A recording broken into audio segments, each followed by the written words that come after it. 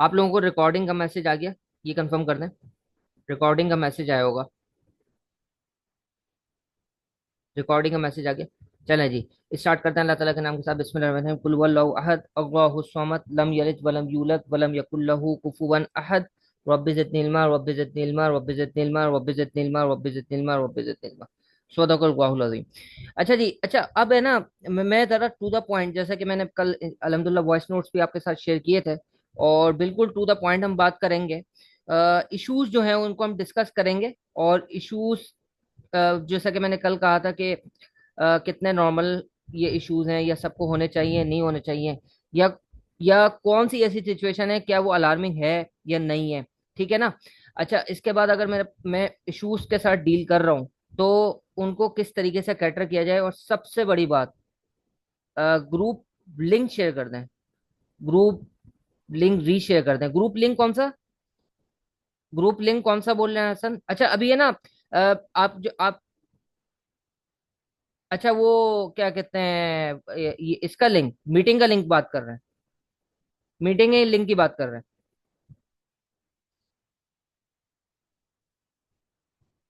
अच्छा वो तो वो बिल्कुल शेयर कर देंगे। अच्छा मैं देखें आप लोगों के साथ है ना एक सबसे पहले रिक्वेस्ट है, स्टार्ट करने से पहले अपने जितने भी सवालात हैं ना, जितने भी क्वेश्चंस हैं, वो बिल्कुल भूल जाएं। अपने जितने भी इश्यूज हैं जो आपके जहन में, WhatsApp group link, Gmail ID, जो मैंने आप लोगों के साथ बाकी मटेरियल शेयर करता रहा हूँ, कंटेंट, वो सब हम एंड में कर लेंगे। ठीक है ना? कल का दिन भी आप लोगों के साथ है इंशाल्लाह। तो अभी सब कुछ भूल के आप लोगों से रिक्वेस्ट है कि सिर्फ आप फोकस रखें कि मैं क्या कहना चाह रहा हूँ, ताकि चीज आपके जहन में बैठ जाए और कोई डिस्ट्रप्शन ना हो। ठीक है जी? तो आप लोगों से रिक्वेस्ट है कि अभी सिर्फ इसी चीज पे फोकस करें। ठीक है? तो मैं बात ये कर रहा था कि बहुत सारे इश्यूज, जैसे कि फॉर एग्जांपल बहुत सारे स्टूडेंट्स मेरे से अक्सर कहते रहते हैं, सर सवाल मुझे समझ में आता है, रिक्वायरमेंट समझ नहीं आती। कुछ लोगों के साथ इश्यूज है कि रिक्वायरमेंट समझ में आती है लेकिन सवाल पूरा नहीं पढ़ा जा रहा। ठीक है ना? सिनेरियो पूरा नहीं देखा जा रहा। फिर सिनेरियो देखा जा रहा है तो अब सिनेरियो में जो जो चीजें हैं वो उस तरीके से मुझे याद नहीं रहती, कि मैं रिक्वायरमेंट में जब जाता हूँ तो रिक्वायरमेंट के लिए दोबारा से मुझे सवाल देखना पड़ता है, तो उसके लिए ऑब्वियसली टाइम ज्यादा लगता है। फिर इसी तरह मैं इसके बाद अटेम्प्ट करने बैठता हूँ तो जहन में आइडियाज ही नहीं आते। और जब अटेम्प्ट कर लेता हूँ और इवन फॉर एग्जाम्पल मैं समझता हूँ कि मेरे जहन में आइडियाज आ रहे हैं, मैं समझता हूँ कि मेरे जहन में रेलेवेंट आंसर्स आ रहे हैं, लेकिन जब मैं एक्चुअल में कंपेयर करने बैठता हूँ तो वो आंसर कुछ और ही होता है, सजेस्टेड आंसर कुछ और होता है। फिर इसी तरह फॉर एग्जाम्पल थ्योरीज की अगर मैं बात करूँ, सर थ्योरी में अगर मैं बीएम है, बीएम में अगर है बीएम, टैक्स, एथिक्स, गवर्नेंस, सारी थ्योरीज हैं। ठीक है? वो अब मैं क्या क्या याद रखूं?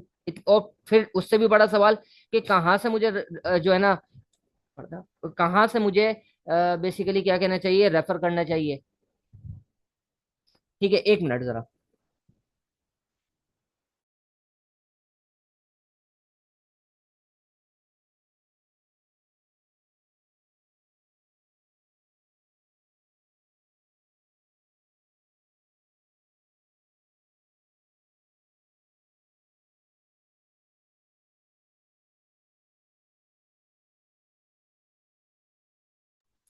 तो क्या क्या मैं शेयर करूं? ठीक है, इसी तरह तो ये सारे इश्यूज हैं। मुझे बताएं ये कौन कौन इस तरह के इश्यूज फेस कर रहा है। सबसे पहले सब है ना, हम बिल्कुल वो हो जाते हैं, ऑनेस्ट हो जाते हैं। अगर आप भी ये सब इश्यूज, जो है ना, इस तरह के इश्यूज जो हैं वो आप फेस कर रहे हैं, तो प्लीज सबसे पहले ऑनेस्ट हो जाएं और आप मुझे बताएं, ताकि मैं ये देखूं कि इश्यूज की, ये जो जितने भी इश्यूज हैं, इसकी ग्रेविटी क्या है। और उसी हिसाब से फिर मैं आपको है ना पूरा प्लान बताऊंगा, स्टेप बाय स्टेप बताऊंगा, एक महीना ये किस तरीके से यूज करना है। तो आप लोग जितने भी, आप लोग मैंने अभी जो इश्यूज बताया उसमें कोई ऐड करना है या किसी को कंफर्म करना है। जैसे अनीस कह रहे हैं कि मुझे रिक्वायरमेंट पढ़ने का इशू फेस होता है, चल जबरदस्त। इसी तरह बाकी जो लोग हैं वो अगर मुझे बता दें, सर मेरे माइंड में जो होता है वो मैं लिख नहीं पाता, बहुत जबरदस्त। ठीक है, आगे चलते हैं। आगे आफाक ने मुझे बात करी, अनीस कह रहा है, और ये एक एडिशनल है सर मेरे, हाँ ये भी एक बड़ा जबरदस्त इन्होंने आफाक आपने ऐड किया है कि सर जो मेरे माइंड में है, एक्चुअल में मैं समझ रहा हूँ, वो मैं लिख रहा हूँ, लेकिन जब मैं उसको दोबारा चेक करूँ ना, क्योंकि पेपर एग्जाम में तो देखे चेक करने का टाइम नहीं होता, जब मैं उसको दोबारा चेक करूँ ना तो वो आंसर वो होता ही नहीं है जो मैंने मेरे जहन में होता है। सही है? इसी तरह सिकंदर हुसैन बोल रहे हैं, sir same issues with me. ठीक है? और बाकी कि कहाँ से लिखूं और क्या लिखें। ठीक है? सर कुछ ज्यादा लिख देते हैं या काफी कम लिख देते हैं, बहुत जबरदस्त बात। ये मेरे पास मैं आंसर्स भी चेक करता रहा हूँ, तो उसमें बहुत बड़ा एक इशू आता है कि इररेलेवेंट आंसर्स आते हैं। सर कि कितना लिखना है कभी ज्यादा। यस, फेसिंग इशू के रिक्वायरमेंट पढ़ने के बाद जो जब क्वेश्चन सिनारियोस के साथ कनेक्ट करते हैं तो फिर वो नहीं आता। इसी तरह कुछ कह रहे हैं, वली सर वो कह रहे हैं यस पॉइंट में थोड़ा लिख रहा हूँ, एग्जामिनर बहुत ज्यादा लिख रहा। सही है।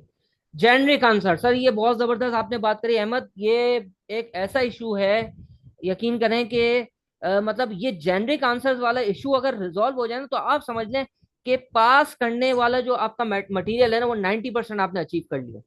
मतलब ये अगर आपने ये चीज कैटर कर ली ना, ये जो ये वीकनेस है जेनरिक आंसर्स वाली, सर ये अगर आपने कैटर कर ली ना, और रिक्वायरमेंट समझ ली और सिनारियो से कनेक्ट कर लिया, ये तीन काम कर लिया, तो फिर आप समझ लें आपका आधे से ज्यादा मसला हल हो चुका है।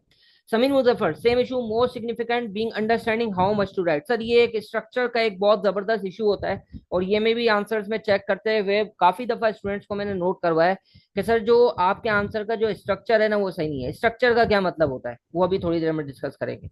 अच्छा, तो अब ये ना देखें, अच्छा अब एक चीज देखें हमारे सामने आ गई, एक चीज हम सबके सामने इस वक्त आ चुकी है सब, और वो क्या है कि सर ये जितने भी इश्यूज हैं, सर उसमें आप अकेले नहीं हैं। आप मेरी बात समझ रहे हैं? ये जितने भी इश्यूज हैं, इसमें आप अकेले नहीं हैं। ये बात समझ में आती है? ये सब 90% स्टूडेंट्स ये जो है ना इश्यूज फेस कर रहे हैं। ये एग्रीड है कि नहीं है, मुझे बताएं। ये एग्रीड है कि आप आपके सामने जितने भी मेरे पास कमेंट्स आ गए हैं, तकरीबन सभी की तरफ से आ गए हैं, वही तमाम इश्यूज इसी तरह के मिलते जुलते इश्यूज सभी फेस कर रहे हैं। एग्रीड है इससे? सबसे पहले मुझे ये बताएं, सबसे पहले बताएं या एग्रीड है या नहीं है। ठीक है। अच्छा, अब देखें अगला सवाल आता है। तो सर इसका मतलब ये हुआ कि सबसे जबरदस्त जो आपको एक सेटिस्फेक्शन मिल जानी चाहिए, और आपको बिल्कुल भी फ्रस्ट्रेट नहीं होना चाहिए कि सर ये इश्यूज ऐसे हैं जो मैं नहीं, सब फेस कर रहे हैं। 90% स्टूडेंट्स फेस कर रहे हैं। इवन मैं तो 90% फॉर द सेफ साइड कह रहा हूँ, मे बी अबव 90% ये तमाम के तमाम इश्यूज फेस किए जा रहे हैं। गेम असल क्या है? गेम असल ये है कि ये इशू नहीं है कि आपको ये सारे मसले मसाइल फेस करने पड़ रहे हैं, या आप फॉर एग्जांपल आपको रिक्वायरमेंट समझ में नहीं आ रही है, जितने भी आपने अभी इस वक्त डिस्कस किया, ये मसला नहीं है, ये इतना बड़ा मसला नहीं है। क्योंकि ये तो अब साबित हो गया कि ये सबके साथ है। तो इस तरह तो किसी को पास ही नहीं होना चाहिए था, है ना? अगर ये मैं इस वक्त 37 स्टूडेंट्स मेरे पास बैठे हुए हैं, ठीक है तकरीबन, और वो सारे के सारे जब ये सोच रहे हैं कि सर ये इश्यूज हैं मेरे साथ, तो ये तो मैं आपको बता रहा हूँ वो इश्यूज हैं जो बिल्कुल भी फेल्योर की तरफ आपको ले जाने वाले हैं। ठीक है ना? ये अगर आप वहां पे जाके इस तरीके से अटेम्प्ट करेंगे, तो फेलियर फेलियर जो है ना, आप कह लें कि उसकी तरफ ये एक पाथवे है। तो इसका मतलब तो सबको फेल हो जाना चाहिए, जबकि ऐसा नहीं है। तो सर गेम क्या है? गेम दो है। नंबर वन, जब मैं स्टडी कर रहा हूँ, मैं दो दो कंपोनेंट्स आपको बताऊंगा, और बस वो पूरी थीम है हमारे 2 दिन की वर्कशॉप की। सर मैं जो स्टडी कर रहा हूँ, अभी जो मेरे पास 1 महीना बचा है तकरीबन, वो मैं कितना टारगेटेड कर रहा हूँ, कितना स्ट्रक्चर्ड कर रहा हूँ, और कितना वो अलाइंड है उन रिक्वायरमेंट्स के साथ जो MS2 को पास करने के लिए जरूरी है। Regardless of the fact, despite of the fact कि वो आप स्किल्स अचीव कर पा रहे हैं या नहीं कर पा रहे हैं। ये मैं आपको बहुत बड़ी बात बता रहा हूँ। अभी एंड में जब हम कंक्लूड करेंगे ना, तो मैं कुछ स्टूडेंट्स के कमेंट्स जो कि पास हुए माशाल्लाह से, वो एग्जाम से 1 दिन पहले क्या कह रहे थे और एग्जाम से 1 हफ्ता पहले क्या कह रहे थे, मैं वो आपको कमेंट्स बताऊंगा। और फिर जब वो पास हो गए तो वो क्या कह रहे थे वो मैं आपको बताऊंगा। तो मैं पूरी जिम्मेदारी से ये बात कर रहा हूँ कि आप ये इश्यूज फेस कर रहे हैं, नॉर्मल बात है।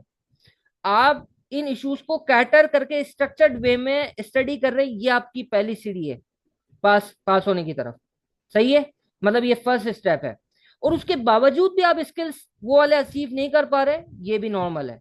ये मैं बहुत जिम्मेदारी से बात कर रहा हूँ, और एंड तक आपको ऐसा ही लग रहा होगा।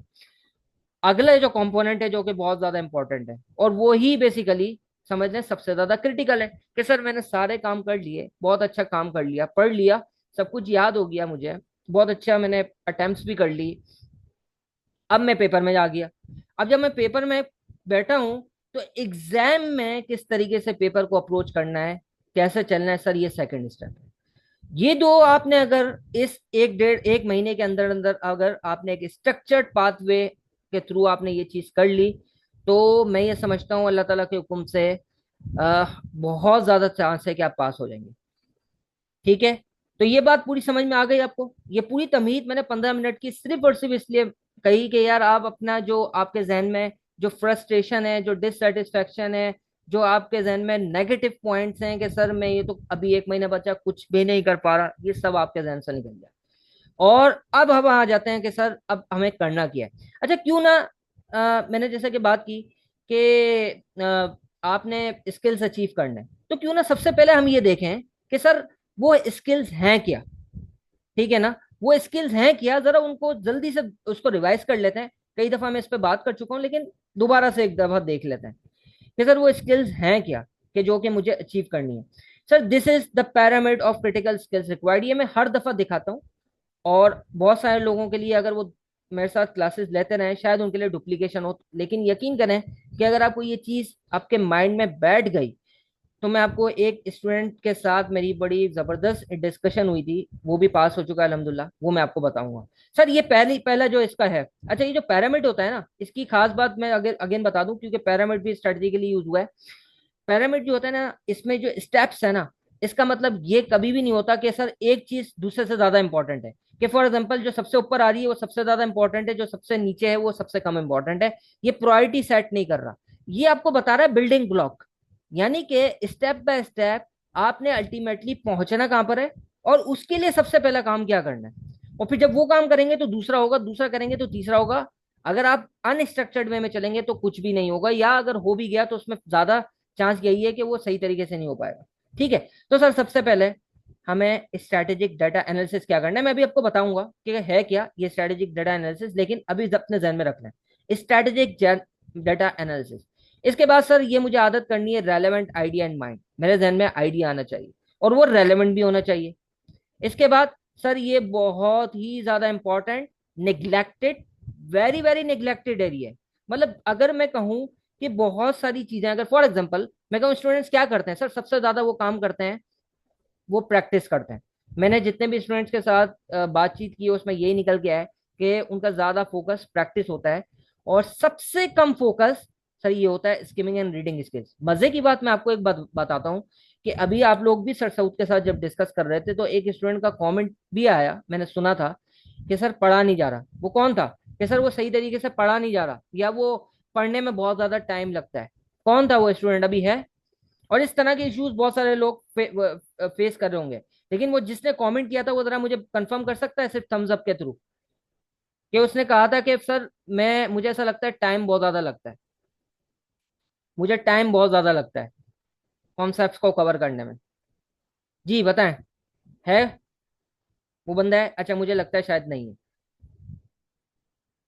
हाँ अदील कह रहा था, सर मैंने ये कहा था सवाल सॉल्व करने में टाइम लगता है सॉफ्टवेयर पर। ठीक है, अच्छा सॉफ्टवेयर पे भी बात कर लेते हैं। मैं कुछ पॉइंट्स है वो अगर रह जाएंगे ना तो वो बात करूंगा, लेकिन अभी मैं एक स्ट्रक्चर्ड वे में जो मेरा माइंड में है वो आपको जरा समझा दूं। तो अदील अदील ने कहा था कि सर टाइम बहुत लगता है। तो देखें, बहुत ही इसका आसान सा नुस्खा है, सॉरी नुस्खा है, यानी कि इसका रेजोल्यूशन है। वो क्या है कि सर जो काम करना है सीधी सी बात है उसकी प्रैक्टिस की जाए। सर आप राइट, जब आप प्रैक्टिस करते हैं अटेम्प्ट करने की, यानी कि क्वेश्चन अटेम्प्ट करते हैं, वो प्रैक्टिस है। तो उसमें आप यकीन करें प्रैक्टिस सिर्फ और सिर्फ राइटिंग स्किल्स की कर रहे होते हैं। जब आपने रीडिंग और स्किमिंग की प्रैक्टिस ही नहीं की तो आप कैसे एक्सपेक्ट कर सकते हो कि पेपर में जाकर आप उसी तरीके से अटेम्प्ट करोगे। मैं आपको अभी पूरा माइंड सेट बताऊंगा कि क्वेश्चन को कैसे पढ़ना है, फिर एग्जाम में कैसे अप्रोच करना है, पूरे पेपर को एक अलग माइंड सेट है। एक क्वेश्चन को कैसे अप्रोच करना है वो एक अलग माइंडसेट है। तो sir skimming and reading skills, इसके लिए क्या एक एक चीज आपको बताई जा रही है।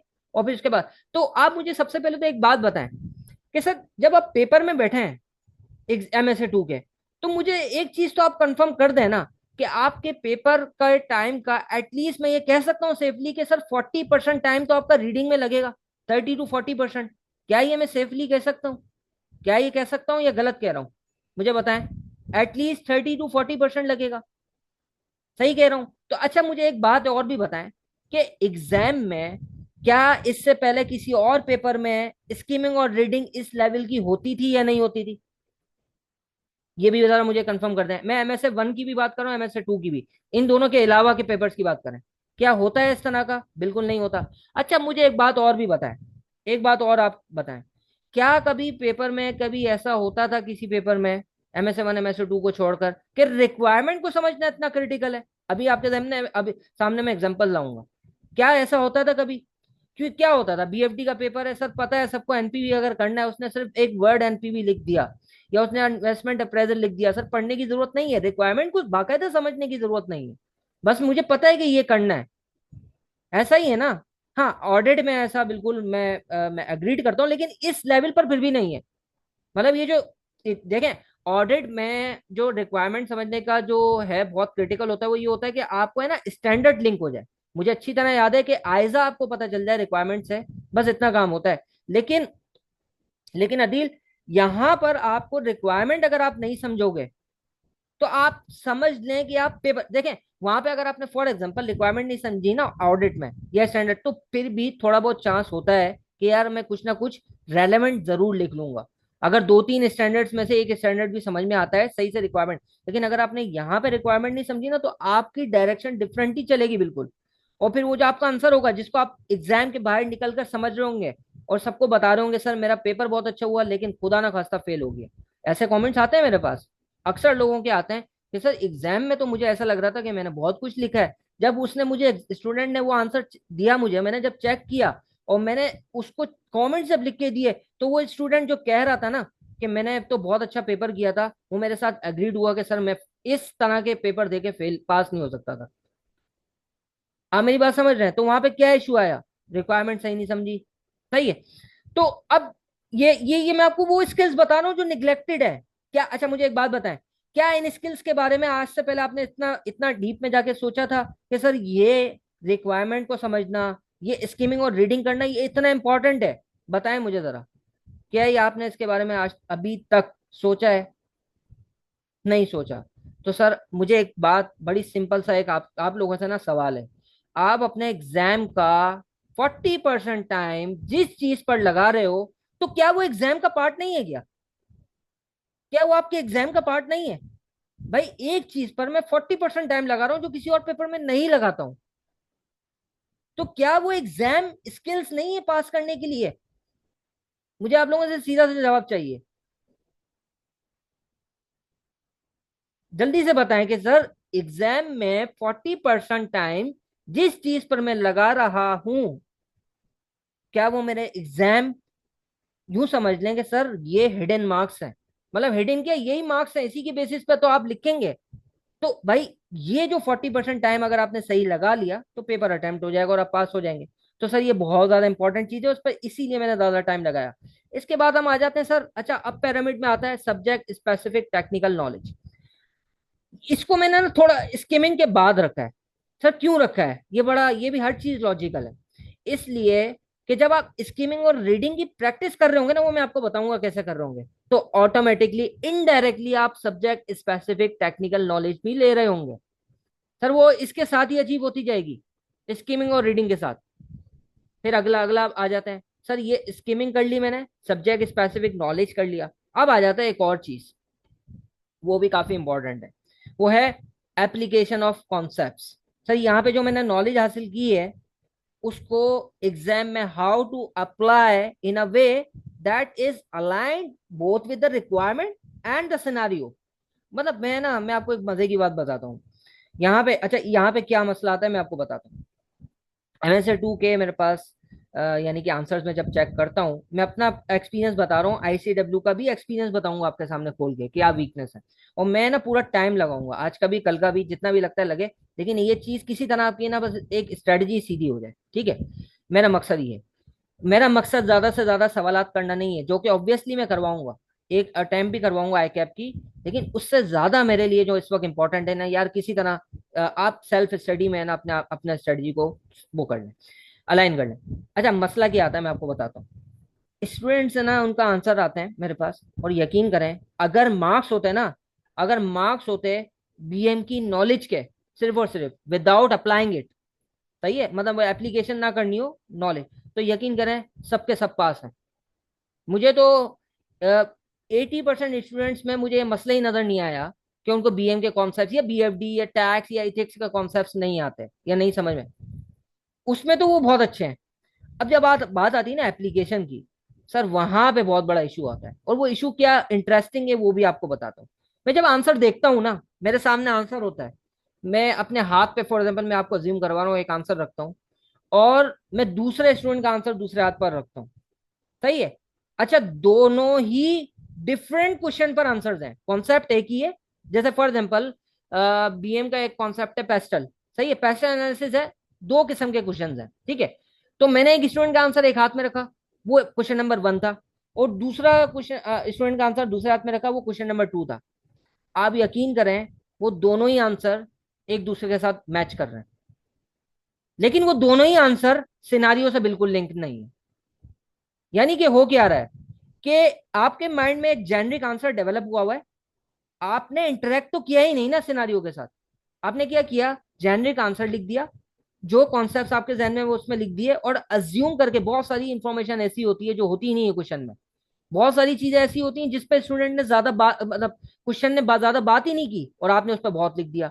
अच्छा, बहुत सारे ऐसी चीजें वहां पे पॉइंट्स होते हैं कि वो फॉर एग्जांपल मैं एग्जांपल देता हूँ कि सर उधर जो है ना, अभी एक क्वेश्चन भी हम करेंगे कि वहां पर ना पॉलिटिकल वाली चीज डिस्कस हुई है पेस्टल में से, ना इकोनॉमिकल ना सोशल। स्टूडेंट ने पॉलिटिकल इकोनॉमिकल सोशल सब लिख दिया, लीगल पे लिखा ही नहीं, और वो वाहिद चीज थी पेस्टल में से जो लीगल थी, जो वहां पे सिनारियो में दी गई थी, वो डिस्कस ही नहीं की। आप मेरी बात समझ रहे हैं? बात समझ में आ रही है कि नहीं आ रही? तो सर इसका मतलब क्या हुआ कि जो, या देखें आप खुद बताएं ना, आप इस पेपर को यूं लें कि आपके पास एक कंसल्टेंट के पास एक बंदा आया, उसने बोला कि यार मुझे मसला है, अब वो उसको जो मसला है आपने वो डिस्कस ही नहीं किया, आपने वो उसके अलावा सब कुछ डिस्कस किया, बहुत अच्छा लिखा।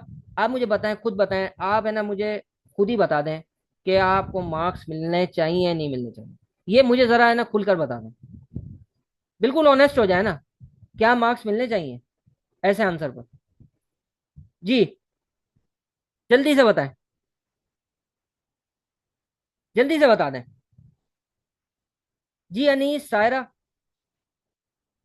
खुद ही ऑनेस्ट हो जाए अपने साथ। जब तक ऑनेस्ट नहीं होंगे ना, जब तक बात सही नहीं होगी, जब तक नहीं समझेंगे कि गलती कर रहा हूं या कर रही हूं, जब तक आप लोगों को उस गलती को ठीक करने का मौका नहीं मिलेगा।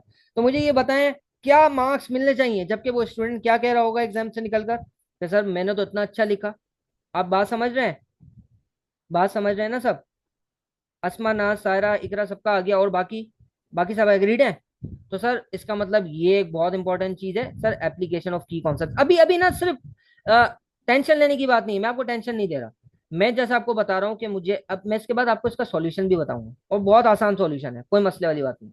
इसके बाद आ जाते हैं sir, writing skills, time management skills, ये एक बहुत बड़ा मसला है, ठीक है। अच्छा, राइटिंग स्किल्स पर काम कर रहे होते हैं जैसे कि मैंने आपको बताया, लेकिन एक और इंटरेस्टिंग चीज आपको बताई जाएगी कि राइटिंग स्किल्स पे जो हम काम कर रहे होते हैं उससे एक आसान तरीका भी है, और उसमें क्या ब्लंडर हम कर रहे होते हैं वो भी आपको बताऊंगा। इसके बाद एक अगली बात आ जाती है sir, time management. Sir time management की भी अगेन प्रैक्टिस करनी पड़ेगी। जब हम ये सारे काम कर लेंगे तो हम क्या बन जाएंगे, हमारे पास बिजनेस अक्यूमेंट डेवलपर हो जाएगा, हम स्ट्रैटेजिक डाटा एनालिस्ट बन जाएंगे। और जब हम ये बन गए, ये जो मैंने ये आखिर में पिरामिड में लिखा है, तो इसका मतलब वो MSA 2 की जो वो चीज है वो हमने अचीव, जो यानी कि पास करने, बेसिकली जो स्किल्स वो चाह रहा है एग्जामिनर, वो आपने अचीव कर लिया, जो इस पेपर को लाने का मकसद भी है। और अब जो जैसे कि सर सऊद ने बताया भी है, आप लोगों को सबको आइडिया होगा कि अब एक और लेवल ऊपर जाया जा रहा है, और अब अगला जो उसका लेवल है वो है केस स्टडीज, ठीक है ना। और वो इससे ऊपर का लेवल है, ठीक है। और बेसिकली मैंने देखा है ये चीज, सीमा में देखी है मैंने, सीमा के पेपर्स देखे हैं, तो उस तरह का कुछ है। तो कहने का मकसद ये है कि देखें, एक तो ये कि आप लोगों के लिए बहुत इंपॉर्टेंट है कि पेपर को बहुत जल्द से जल्द जो है ना पास करने की कोशिश करें। और दूसरा ये है कि बहुत ही आसान सा इसका हल है, वो ये है कि अपनी अप्रोच को सीधा करें। तो सबसे पहले मुझे ये बताएं कि अभी तक कोई सवाल है? मैंने ये जो पूरी बात करी 25 मिनट के अंदर, ये सिर्फ और सिर्फ इस पैरामिड में की है, और आपके जहन में मैं ये बिठाना चाह रहा था कि सर क्या क्या स्किल सेट मुझे चाहिए। अच्छा, अब की वीकनेसेस एंड स्टूडेंट्स आंसर, ये आप लोगों के साथ शेयर किया जाएगा। इसमें से कुछ इंटरेस्टिंग चीजें हैं वो इसी के साथ जरा लिंक करते हैं ना। अभी हमने जो स्किल सेट देखे, आप देखें वो आपको यहाँ पर नजर आएंगी कि वो जो स्किल सेट थे वो अचीव नहीं हुए, तभी तो ये वीकनेस आई। अच्छा, फॉर एग्जाम्पल, रीस्टेटिंग द फैक्ट्स और नंबर्स, ये ICW की रिसर्च वर्क है।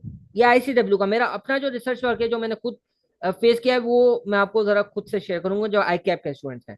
अच्छा ये भी रेलेवेंट है, ये ऐसा नहीं है कि रेलेवेंट नहीं है, इसी तरह की मिस्टेक्स आप कर रहे होते हैं, वो थोड़ा सा और आई कैप स्पेसिफिक होगा। लेकिन इस पे जरा देखें, रीस्टेटिंग द फैक्ट्स और numbers without applying them to the context of question.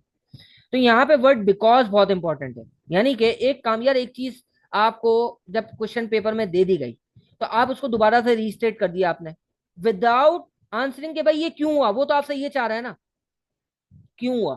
For example, sales increase हुई, आपने बता दिया, बहुत अच्छी बात है, बता दिया। अच्छा सेल्स की परसेंटेज निकाल रहे हैं अच्छा स्टूडेंट्स क्या समझ रहे हैं कि ये मैं रेशो एनालिसिस कर रहा हूँ ना, तो ये यही रिक्वायरमेंट है क्वेश्चन की। मैं आपको मजे की बात बताऊं, जब आप रेशो एनालिसिस कर रहे हैं ना, तो वो डुप्लीकेशन है, वो रीस्टेटिंग द फैक्ट्स है। सर मुझे बताएं कैसे, कोई मुझे बता सकता है। आप दोबारा से रीस्टेट कर रहे हो, आप अगर रेशो एनालिसिस भी कर रहे हो, तो वो रिक्वायरमेंट नहीं है, वो एक तरह से रीस्टेट कर रहे हो। वो आपकी मजबूरी जरूर है कि आपको वो करना पड़ेगा, तभी तो आप इसके ऊपर एनालाइज करोगे, लेकिन वो चीज ऑलरेडी क्वेश्चन में बताई गई है। लेकिन हम क्या करते हैं, हम फॉर एग्जाम्पल एक अलग पूरा, एक तो ये भी ना बड़ा ब्लंडर है कि आपने पूरा एक अलग उसका अपेंडिक्स बना दिया, उसकी अलग से कैलकुलेशन कर रहे हैं। सर इस तरीके से नहीं करना, जरूरत नहीं है। ठीक है, वो कैसे करना है वो मैं आपको बताऊंगा। तो आपने ये काम कर लिया। अच्छा for example a common failing to explain what has happened rather than why. भाई रेवेन्यू इंक्रीज हुआ है, लेकिन ये तो बताएं क्यों हुआ। फेलिंग टू यूज एडिशनल की इन्फॉर्मेशन, सर ये बहुत इंपॉर्टेंट है। अच्छा एडिशनल की इन्फॉर्मेशन मैं अक्सर कहता हूँ सर, ये बैकग्राउंड इन्फॉर्मेशन से आती है यूजुअली। ये फर्स्ट जो या फर्स्ट या सेकंड पैरा, या इवन फर्स्ट पैरा में ज्यादातर केसेस में आपको मिल जाती है। फॉर एग्जाम्पल एक फार्मास्यूटिकल इंडस्ट्री है। अच्छा वहां पर आप देख रहे हैं कि बहुत सारे इश्यूज हैं। अ, उसने दो इंफॉर्मेशन मुझे दे दी, सिर्फ और सिर्फ एक ये दे दी कि फार्मास्यूटिकल इंडस्ट्री है। दूसरा उसने एक इंफॉर्मेशन कहीं मुझे दे दी कि रिसर्च एंड डेवलपमेंट एक्सपेंडिचर जो है ना वो रिड्यूस हो रहा है। तो अब आपने ये जो इंफॉर्मेशन है ना, ये आपको दी ही इसलिए गई है कि आप कमेंट करें कि sir research and development expenditure are critical for pharmaceutical industry. क्योंकि जब पेटेंटेड प्रोडक्ट्स खत्म होंगे तो जेनरिक आ जाएंगे, और जेनरिक जब आएंगे तो फिर प्राइस पर कंट्रोल नहीं रहेगा और रेवेन्यूज डिक्लाइन होते चले जाएंगे। सही है। तो आपको ये बात करनी है, तो इसका मतलब ये एडिशनल इन्फॉर्मेशन दी गई है, आपने उसको यूज नहीं किया। इसके बाद आ जाते हैं जरा interpreting figures results in isolation. Sir ये वही वाला मसला है। आपने इंटर आपने जो है ना जो भी इंटरप्रिटेशन की है। फॉर एग्जांपल इसकी एक एग्जांपल है कि सर रेवेन्यू इंक्रीज हो रहा है, बहुत अच्छी बात है, या कोई कोई प्रोजेक्ट है, उसकी आपने एनपीवी एनालिसिस कर ली। अब वहां पे आप बता रहे हैं कि सर रेवेन्यूज इंक्रीज हो रहे हैं। एक इन्फॉर्मेशन आपको कहीं पे दी गई है कि ये जो इंडस्ट्री है ना ये डिक्लाइनिंग फेज में है, ये मेच्योरिटी फेज में है, तो आपको इसके साथ यूज करना है कि सर ये जो मेच्योरिटी फेज में इंडस्ट्री है, इसका मतलब रेवेन्यू कैसे इंक्रीज हो सकता है।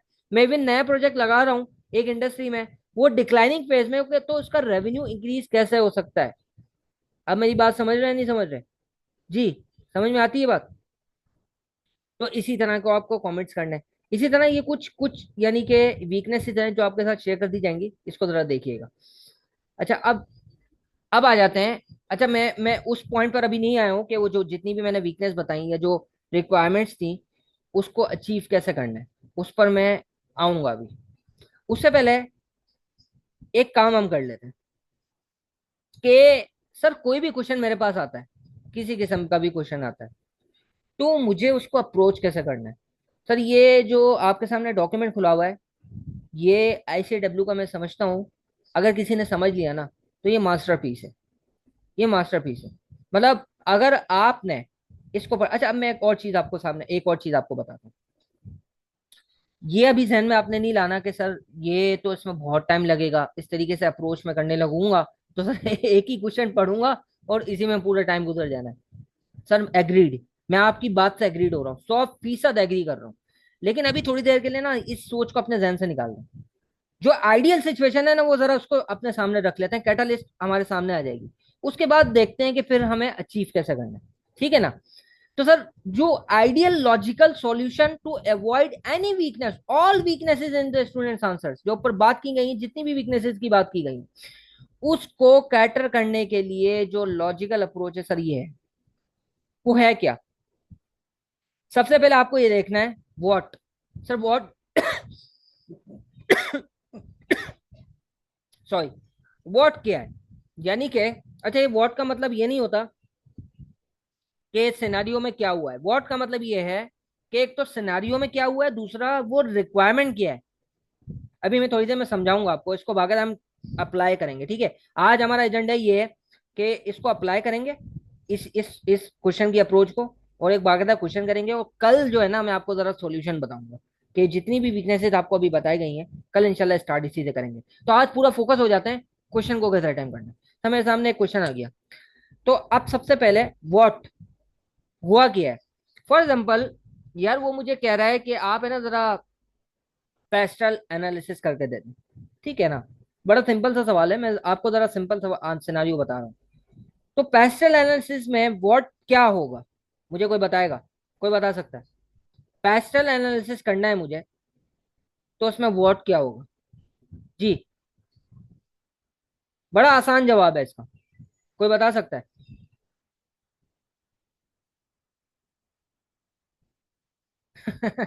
पेस्टल एनालिसिस में व्हाट पेस्टल ही होगा। शायरा मतलब क्या है आपका?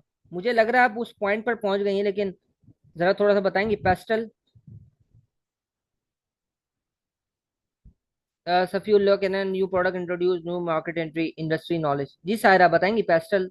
आपने सिर्फ लिखा है।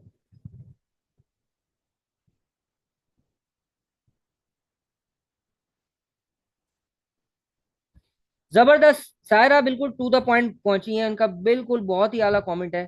इसको जरा देखें, क्या बोलती हैं ये। जो पेस्टल के जो 6 पॉइंट्स है ना, यही वॉट है। सर सिंपल आंसर है यार। असल में हमारा ना एक और भी साइकोलॉजिकल एक मसला है। हम एग्जाम में भी जाते हैं ना, और अपने वैसे भी नॉर्मल लाइफ में भी हम चीजों को एक है ना कॉम्प्लेक्स वे में इंटरप्रेट करने के आदी हैं। जैसे सीधी सी बात है, पेस्टल में व्हाट किया है? पेस्टल है, खुद पेस्टल है। मैं कह रहा हूँ पेस्टल रिक्वायरमेंट है, पेस्टल करना है, तो पेस्टल में व्हाट क्या होगा?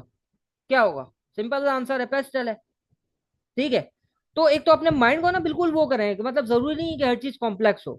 ये आपको ये चीज, ये छोटी छोटी ना आपको साइकोलॉजिकल पॉइंट्स बता रहा हूँ जो एग्जाम में काम आएंगे। अब भाई सीधी सी बात है, पेस्टल में वॉट पेस्टल है। तो जब सिनारियो में जब मैं वॉट कर रहा हूँ, तो वहां पर इकोनॉमिकल कोई अगर कंडीशन है वो वॉट है, कोई पॉलिटिकल कंडीशन है वो वॉट है, कोई सोशल कंडीशन है, कोई टेक्नोलॉजिकल कंडीशन है सर वो वॉट है, कोई टेक्नोलॉजिकल फैक्टर है। अच्छा, अब इसी एग्जांपल को जरा आगे लेके चलते हैं। हाउ, सर ये क्यों हुआ? अच्छा फॉर एग्जांपल, अगर मैं एक एग्जांपल लेता हूँ कि आप है ना पेट्रोलियम इंडस्ट्री में काम कर रहे हैं, और वहां पर आप देख रहे हैं जरा पॉलिटिकली जो है ना, यूरोपियन कंट्री में किसी जगह पे आपकी जो है ना एक तरह से पेट्रोलियम अब एक्सट्रैक्शन करते हैं, तो वहां पर ना फेवर नहीं किया जा रहा गवर्नमेंट की तरफ से। सर ये हो क्यों रहा है? सर सीधी सी बात है, हो इसलिए रहा है, वो सिनारियो में भी कहीं ना कहीं बताया गया होगा, प्रेशर ग्रुप्स हैं, इन्वायरमेंट फ्रेंडली जो है ना एक्शंस लिए जा रहे हैं, और जो जो जो पॉल्यूशन हो रही है उसको फोकस, उसको जो है ना डिक्लाइन करने के लिए फेवर नहीं किया जा रहा पेट्रोलियम इंडस्ट्री में। तो सर ये हाउ हो गया। पॉलिटिकल आपके साथ नहीं है तो ये हाउ हो गया। मैं आपको बड़ा आसान तरीके से बता रहा हूँ व्हाट हाउ। इसके बाद सर ये हुआ क्यों? सर ये क्यों हो रहा है, ये मैं आपको बता रहा हूँ क्यों हो रहा है। यहाँ पे एक इंटरेस्टिंग बात आती है। अच्छा, एक तो हाउ में इसका आंसर दे दिया, उसमें क्यों भी है कि सर ये इसलिए हो रहा है कि पॉल्यूशन बढ़ रही है। अच्छा, एक और वजह भी है इसके होने की। पॉल्यूशन बढ़ने के अलावा ये भी है कि अल्टरनेटिव जो एनवायरमेंट फ्रेंडली प्रोडक्ट्स हैं वो मार्केट में अवेलेबल हैं। फॉर एग्जांपल ईवीज, जो इलेक्ट्रिक व्हीकल्स हैं उसके लिए जो है ना पेट्रोलियम नहीं चाहिए, पेट्रोल नहीं चाहिए, उसके लिए फ्यूल नहीं चाहिए। तो ये जो अल्टरनेटिव प्रोडक्ट्स मार्केट में आ गए हैं, ये भी एक तरह से वाई हो गया। आप मेरी बात समझ रहे हैं? तो ये व्हाट हाउ वाई। अच्छा, अब आ जाते हैं जरा ना वैन पर। वैन ना थोड़ा सा यूं टेक्निकल है, उसको यूं समझें कि वैन का मतलब एक तो ये है, ये डिपेंड करता है कि किस तरह का सिनारियो है। अब ये जो सिनारियो है ना, जिसको हम कैटर कर रहे हैं इस वक्त, इसमें वैन ये है, वैन का मतलब ये है कि सर ये जो जितनी भी मैंने फैक्टर्स बताए, अब इस पे इवैल्यूएशन करनी है, तो ये कितनी ज्यादा यानी इमरजेंसी सिचुएशन है, यानी कि कितना जल्दी चेंज लाने की जरूरत है। तो यहाँ पर इस केस में मैं जाहिर सी बातें कहूंगा कि बहुत तेजी से जिस तरह गवर्नमेंट इनिशिएटिव लिए जा रहे हैं, और जिस तरीके से जो है ना इन्वायरमेंट फ्रेंडली पॉलिसीज आ रही हैं इतनी तेजी से, तो अब इसका पेस बहुत फास्ट है। तो इसका मतलब वैन में मुझे ये बताना है कि इस पर क्विक एक्शन लेने की जरूरत है, इमरजेंसी एक्शन की जरूरत है। ठीक है, यानी कि वो जो आपको याद होगा चेंज स्ट्रेटेजिक इम्प्लीमेंटेशन में एक कॉन्सेप्ट होता है पेस ऑफ चेंज में, वहां पे बिग बैंग और क्या कहते हैं, डिफरेंट किस्म के चेंजेस बताए गए हैं, एडेप्टेशन वगैरह। तो ये एक तरह से बिग बैंग है चेंज में, ठीक है ना। और उसके बाद अब हम आते हैं so what. So what, sir ये सारे फैक्टर्स मैंने बता दिए, तो एक तरह से हिडन रिक्वायरमेंट है कि कुछ ना कुछ मुझे कंक्लूड करना है। ये भी बहुत सारे आंसर्स में एक मसला होता है कि आपने जब पूरा एनालाइज कर लिया तो अब आपको कंक्लूड करके देना है। अगर रिक्वायरमेंट का मार्क्स 12 मार्क्स हैं, तो वहां पे वो आपसे एक्सपेक्ट कर रहा है फॉर एग्जांपल कि भाई आपने पूरा एनालाइज कर लिया, अब करना क्या है वो भी आपको बताना है। फॉर एग्जांपल मुझे बताना है कि मुझे अब अल्टरनेटिव प्रोडक्ट्स पे जाना है मुझे जो है ना एक बाकायदा इसके लिए एक प्रोग्राम डेवलप करना पड़ेगा, एटसेट्रा एटसेट्रा। तो ये कंक्लूजन है। मुझे बताएं यहां तक किसी का कोई क्वेश्चन, ये अप्रोच समझ में आ गई? ये अप्रोच समझ में आती है, regardless of the fact, despite of the fact कि भाई ये अप्लाई कैसे करेंगे इतना स्ट्रक्चर्ड वे में। एक तो एग्जाम में इतना सोचने का टाइम नहीं होता, और अगर करेंगे तो सर इस तरीके से तो टाइम एक ही क्वेश्चन में निकल जाएगा, इसको अभी भूल जाते हैं। नहीं देखें, ये सारे डिपेंड करेगा। अगर मैंने जैसे बताया ना, मार्क्स 12-13 मार्क्स हैं, मतलब 10 या 10 से ऊपर मार्क्स हैं, तो नॉर्मली जो है ना कंक्लूजन आपको देना चाहिए। अच्छा, जरूरी नहीं कंक्लूजन बहुत बड़ा हो, कंक्लूजन बहुत छोटा सा होना चाहिए, मतलब 3-4 लाइनों में आप एक तरह से समराइज कर दें।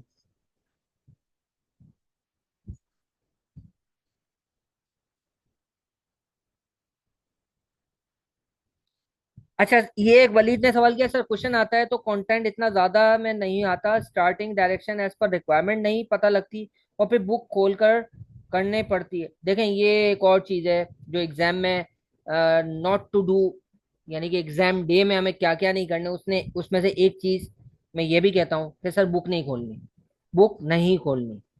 बुक लेके जरूर जानी है अपनी सेटिस्फेक्शन के लिए, अपनी साइकोलॉजिकल एक तरह से वो सेटिस्फेक्शन के लिए, लेकिन कोशिश करनी है कि बुक ना खोलनी पड़े।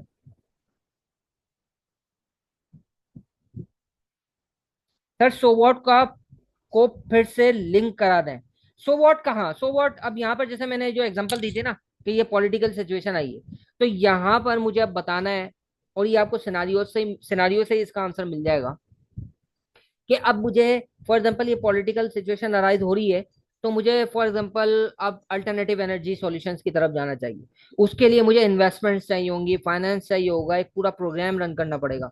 तो अगर सिर्फ इतनी सी बात है ना जो मैंने आपको एनालाइज करके दी है कि सर ये पॉलिटिकल इश्यूज है, सिनारियो में इतना बताया गया, तो ये कंक्लूजन देना भी काफी है जो मैं अभी आपको कह रहा हूँ।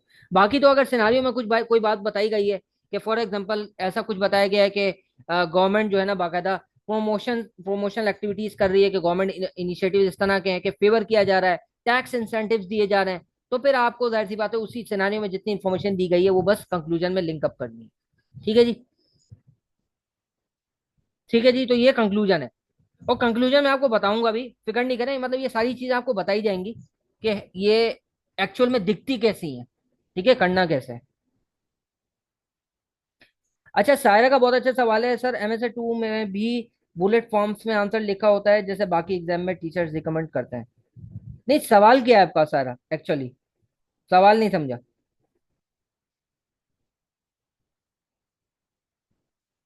अच्छा, आप मेरे ख्याल में ये कहना चाह रही हैं कि वहां पर जो MS2 का पेपर है उसमें बुलेट फॉर्म्स में लिखूं जाना। देखिए ये कोई इतना ज्यादा इसका कोई आंसर नहीं है, मतलब मैं ये भी नहीं कह सकता कि आपको लिखना चाहिए, और ये भी नहीं कह सकता कि लिखना नहीं चाहिए, लेकिन एक चीज मैं आपको बता दूं जो मैंने देखी है बुलेट यूज करते हुए स्टूडेंट्स के, जो और वो जो है ना मुश्किल हो जाती है फिर, यानी कि वो फिर बेहतर नहीं, बेहतर मैं समझता ही यही हूँ कि बुलेट्स यूज नहीं करने चाहिए। वो क्या है वो मैं आपको बताता हूँ। मैं आंसर चेक करता हूँ ना, तो बुलेट्स में जब हम करते हैं ना, तो हम साइकोलॉजिकली कुछ इस तरीके से काम कर रहे होते हैं कि वो अलग इंडिपेंडेंटली हम काम करते हैं, यानी कि पहले फॉर एग्जाम्पल फर्स्ट बुलेट में एक बात लिख दी, अब वो जो सेकंड बुलेट है वो इंडिपेंडेंटली स्टार्ट होगा, उसका कोई कनेक्शन नहीं होगा। थर्ड बुलेट मतलब वो एक तरह से पॉइंटर फॉर्म्स में हम लिख रहे होते हैं, जबकि MS2 की थीम जो मैं समझाऊं वो ये है कि आपका सिनेरियो कनेक्टेड होना चाहिए, आपका आंसर कनेक्टेड होना चाहिए। तो अगर उसमें एक ये रिस्क है कि आप जो है ना जेनरिक, अच्छा उस चक्कर में फिर ये होता है बुलेट्स लिखने के चक्कर में ज्यादा से ज्यादा बुलेट्स लिखे जाते हैं, फिर उसमें कोई जेनरिक भी आप चीज लिख देते हैं, कोई सिनारियो से लिंक नहीं हो रही होती। तो बेहतर यही है कि आप पैराग्राफ फॉर्म में लिखें, मुझे जो नजर आता है बेहतर यही है। ठीक है सारा, समझ में आई बात?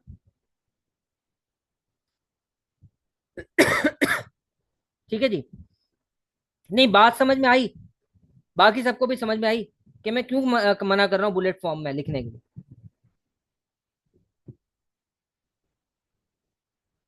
जी।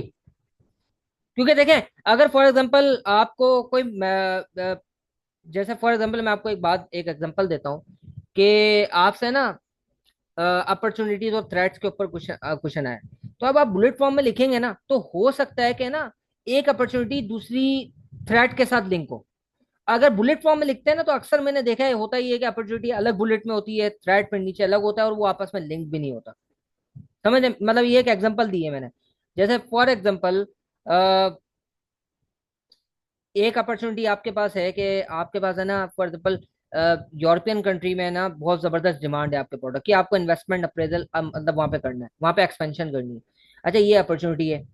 अब एक थ्रेट ये है कि वहां पर पॉलिटिकल सिचुएशन ऐसी है कि वो है ना जो इंटरनेशनल इन्वेस्टर्स हैं उनको फेवर नहीं करती। यानी कि वहां पर फेवर नहीं किया जाता कि कोई इंटरनेशनल इन्वेस्टर आकर, या कोई ऐसी यानी कि सेंसिटिव इंडस्ट्री है वहां पर फेवर नहीं किया जा रही इंटरनेशनल इन्वेस्टमेंट। तो ये एक पॉइंट है। तो इसको आपने थ्रेट और अपॉर्चुनिटी को एक साथ मिला के लिखना था। बुलेट में फिर रिस्क ये होता है कि वो दोनों को क्योंकि बुलेट्स लिखने हैं, तो आप दोनों को अलग अलग लेके चलेंगे, जहन में दोनों चीज अलग चल रही होंगी। मेरी बात समझ रहे हैं? ये मैंने प्रैक्टिकल अभी आपको बताया। समझ में आती है बात? जी। समझ में आती है। अच्छा जी। तो देखें, ये अप्रोच है, आइडियल अप्रोच, जो कि आपको लेके चलनी है।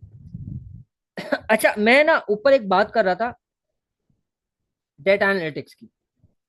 अब इसमें ना एक एक चीज इंपॉर्टेंट है, और फिर इसके बाद हम एक क्वेश्चन करेंगे, और वो क्वेश्चन है ही इस बात पर कि how to do the question. Question is on how to read the question. वो पूरा है ही इसी बात पर। तो अब देखते हैं जरा ये क्या है डेटा एनालिटिक्स में। ये बेसिकली चार पांच, ये एक दो तीन चार पांच, उसमें से चार चीजें तो बहुत इंपॉर्टेंट है वो, और वो आपको तकरीबन तकरीबन हर क्वेश्चन में अप्लाई करनी है। बहुत ही इंपॉर्टेंट बात है। और यकीन रखें कि अगर आपने उसको स्ट्रक्चरली किया ना, तो तो बहुत ही इजीली आपसे क्वेश्चन हो जाए। अच्छा, सबसे पहली चीज, नॉर्मलाइज इवेंट्स एंड डेटा। अच्छा, ये क्या होता है, ये मैं आपको बताता हूँ। फॉर एग्जाम्पल, आपने देखा कि है ना रेवेन्यू इंक्रीज हो रहा है। अच्छा, अब आपको कमेंट करना है कंपनी की फाइनेंशियल परफॉर्मेंस पर, ठीक है ना? और उसमें बीएम और बीएफडी दोनों की कॉन्सेप्ट लिखना है। तो हुआ ये कि ना उसका जो प्रॉफिट है ना वो बहुत ज्यादा है। नेट प्रॉफिट बहुत जबरदस्त ग्रो किया है, बहुत जबरदस्त ग्रो किया है नेट प्रॉफिट। तो अब वहां पे सीधे सीधे कमेंट लिखना है कि सर ये तो अच्छी परफॉर्मेंस है। और फिर आपने फॉर एग्जांपल लिंक भी कर दिया इसको कि परफॉर्मेंस इस वजह से भी अच्छी है कि इन्होंने for example price sorry differentiation strategy को फॉलो कर रहे हैं बहुत जबरदस्त तरीके से, क्वालिटी इन्होंने मेंटेन की हुई है एटसेट्रा। वो आपने सब कुछ कर भी लिया, अच्छे तरीके से कर लिया, हाउ भी उसमें बता दिया। और फिर इसको सो वॉट, इसमें क्या होगा कि आपको इसको मेंटेन कैसे करना है। यानी कि ये मैंने एक स्टेटस अचीव किया हुआ है, अब इसको मेंटेन भी करना है ना, तो उसमें आपने सो वॉट भी बता दिया। अच्छा, अब वहां पे लेकिन एक एक है ना मजे की इंफॉर्मेशन थी। इंफॉर्मेशन ये थी कि वो इंफॉर्मेशन ऐसी है, यकीन करें पूरा आपका जो है ना ये जो एनालिसिस है ना उसको यकसर बदल देगी। वो थी ये कि कहीं पे बताया हुआ था, और वो बताया भी बल्कि नहीं था, वो अपेंडिक्स था, और अपेंडिक्स में पीएनएल था, और पीएनएल में मुझे एक चीज बताई हुई थी। वो ये थी कि इस कंपनी ने अपना एक प्लांट सेल कर दिया, डिस्पोज ऑफ किया हुआ। और नीचे नोट में उसने लिखा हुआ भाई छोटा सा 2 लाइन में बता दिया कि डिस्पोज ऑफ किया है, और उसका है ना इतना गेन आया है। अच्छा, अब मुझे एक आपसे एक सवाल है यार, ये जो प्रॉफिट, अच्छा मैं उसको अगर निकाल दूं ना उस प्रॉफिट को, तो उस एलिमेंट को अगर मैं निकाल दूं प्रॉफिट से, तो प्रॉफिट एक्चुअल में इंक्रीज नहीं डिक्रीज हुआ है। अब आप मुझे आपसे ना सीधा साधा सवाल है, सर ये क्या पॉजिटिव सिचुएशन है या नेगेटिव सिचुएशन है? जल्दी से बताएं, ये पॉजिटिव सिचुएशन है या नेगेटिव है? जी। नेगेटिव है। तो अगर आपने ये इग्नोर करके पूरा एनालाइज कर लिया, तो क्या आपने बहुत जबरदस्त चीज छोड़ दी। तो this is actually normalising the events and data, कि आपने बेसिकली जो ऐसा इवेंट जो कि वन ऑफ है, मतलब अगली दफा तो नहीं बेचेगा ना प्लांट, कोई एक वन ऑफ इवेंट है, तो आपने उसको नॉर्मलाइज करके देखना है और उसके ऊपर कमेंट करना बाकायदा इस पर। तो ये जो मैंने सिचुएशन बताई जो इतनी खतरनाक है, इस पर तो आप ये भी कमेंट करें तो सर इसने तो प्लांट बेच दिया अपना। इसका मतलब ये है कि आगे अगर ये प्लांट पे इन्वेस्टमेंट नहीं कर रहा, या फ्यूचर में कोई ऐसी इन्फॉर्मेशन नहीं है कि वो प्लांट लेने जा रहा है, तो इसका मतलब तो सीधा साधा है कि सर रेवेन्यू तो अगले सालों से डिक्लाइन होने जा रहे हैं और ज्यादा। क्योंकि उसको ये फोरकास्ट है ना, ये तभी तो उसने प्लांट बेच दिया और आगे ले भी नहीं रहा। डिमांड नहीं है ना, डिमांड फोरकास्ट नहीं है, तभी तो उसने बेच दिया। तो मेरी बात समझ रहे हैं आप? बात समझ में आती है? बात समझ में आती है? तो this is actually normalize event. दूसरा है ट्रिगर अलर्ट्स। ट्रिगर अलर्ट्स की मैंने एक एग्जांपल बहुत अच्छी आपको दी थी कि भाई रेवेन्यू इंक्रीज हो रहा है बहुत जबरदस्त, प्रॉफिट इंक्रीज हो रहा है, बहुत ही अच्छी बात है। सर आपकी इंडस्ट्री डिक्लाइनिंग फेज में है, तो दिस इज एक्चुअली अलर्ट, जिसपे मैं मुझे बात करनी है कि ये कैसे हो रहा है। आपने प्रोजेक्शन की है कि रेवेन्यू इंक्रीज हो जाएगा, लेकिन कैसे होगा? बात समझना है? This is. अच्छा, इसके बाद कोरिलेशन। सर कोरिलेशन तो मैं आपको बहुत दफा बता चुका। कोरिलेशन नेगेटिव भी हो सकता है, पॉजिटिव भी हो सकता है। अगर फॉर एग्जांपल, मैं एक एग्जांपल देता हूँ नेगेटिव कोरिलेशन की, कि रिसर्च एंड डेवलपमेंट एक्सपेंडिचर जो है, एक सवाल मैं आपसे करूंगा, सोच समझ के जवाब दीजिएगा। जो रिसर्च एंड डेवलपमेंट एक्सपेंडिचर है, उस पर मेरा जो एक्सपेंडिचर है ना, वो इंक्रीज होने मतलब डिक्रीज होने जा रहा है, सॉरी, डिक्रीज होने जा रहा है अगले सालों से। तो आपको क्या लगता है कि मोस्ट लाइकली क्या है, कि फ्यूचर में जो प्रॉफिट प्रोस्पेक्ट्स हैं वो बढ़ेंगे या कम होंगे? जी।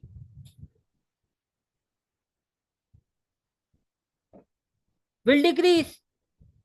विल डिक्रीज, तो ये नेगेटिव कोरिलेशन है। तो आपको ये जो रिसर्च एंड डेवलपमेंट है और ये नेचर ऑफ इंडस्ट्री, अच्छा ये जरूरी, ये जो जवाब है ना, इस पे आपका ना एक सवाल बनना चाहिए था। अभी तक मैंने जो आपको इतनी बात की, सवाल ही होना चाहिए था कि सर नेचर ऑफ इंडस्ट्री क्या है। हाँ जबरदस्त। कि नेचर ऑफ इंडस्ट्री क्या है, नेचर ऑफ बिजनेस क्या है, आर&डी की जरूरत है भी कि नहीं। बिल्कुल रेहान, बहुत जबरदस्त बात की आपने। तो समझ में आती है बात? तो ये कोरिलेशन बनाना और कोरिलेट करके आपने आंसर करना, ये एक है।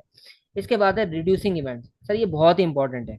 रिड्यूसिंग इवेंट्स का मतलब ये है कि आपको मोस्ट रेलेवेंट इंफॉर्मेशन उठानी है, और जो लीस्ट रेलेवेंट इंफॉर्मेशन है उसको भी आइडेंटिफाई करना है। जो मोस्ट रेलेवेंट है उस पर ज्यादा बात करनी है, काम करना है।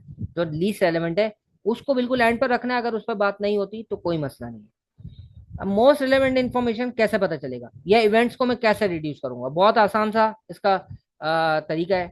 आपने रिक्वायरमेंट के साथ स्टिक रहना है, जो आपकी रिक्वायरमेंट है उस पर स्टिक रहना है। सही है, नंबर वन। दूसरा, सिनारियो में ना जिस चीज के बारे में ज्यादा इंफॉर्मेशन दी गई है ना, आप समझ जाएं उस पर ज्यादा बात भी करनी है।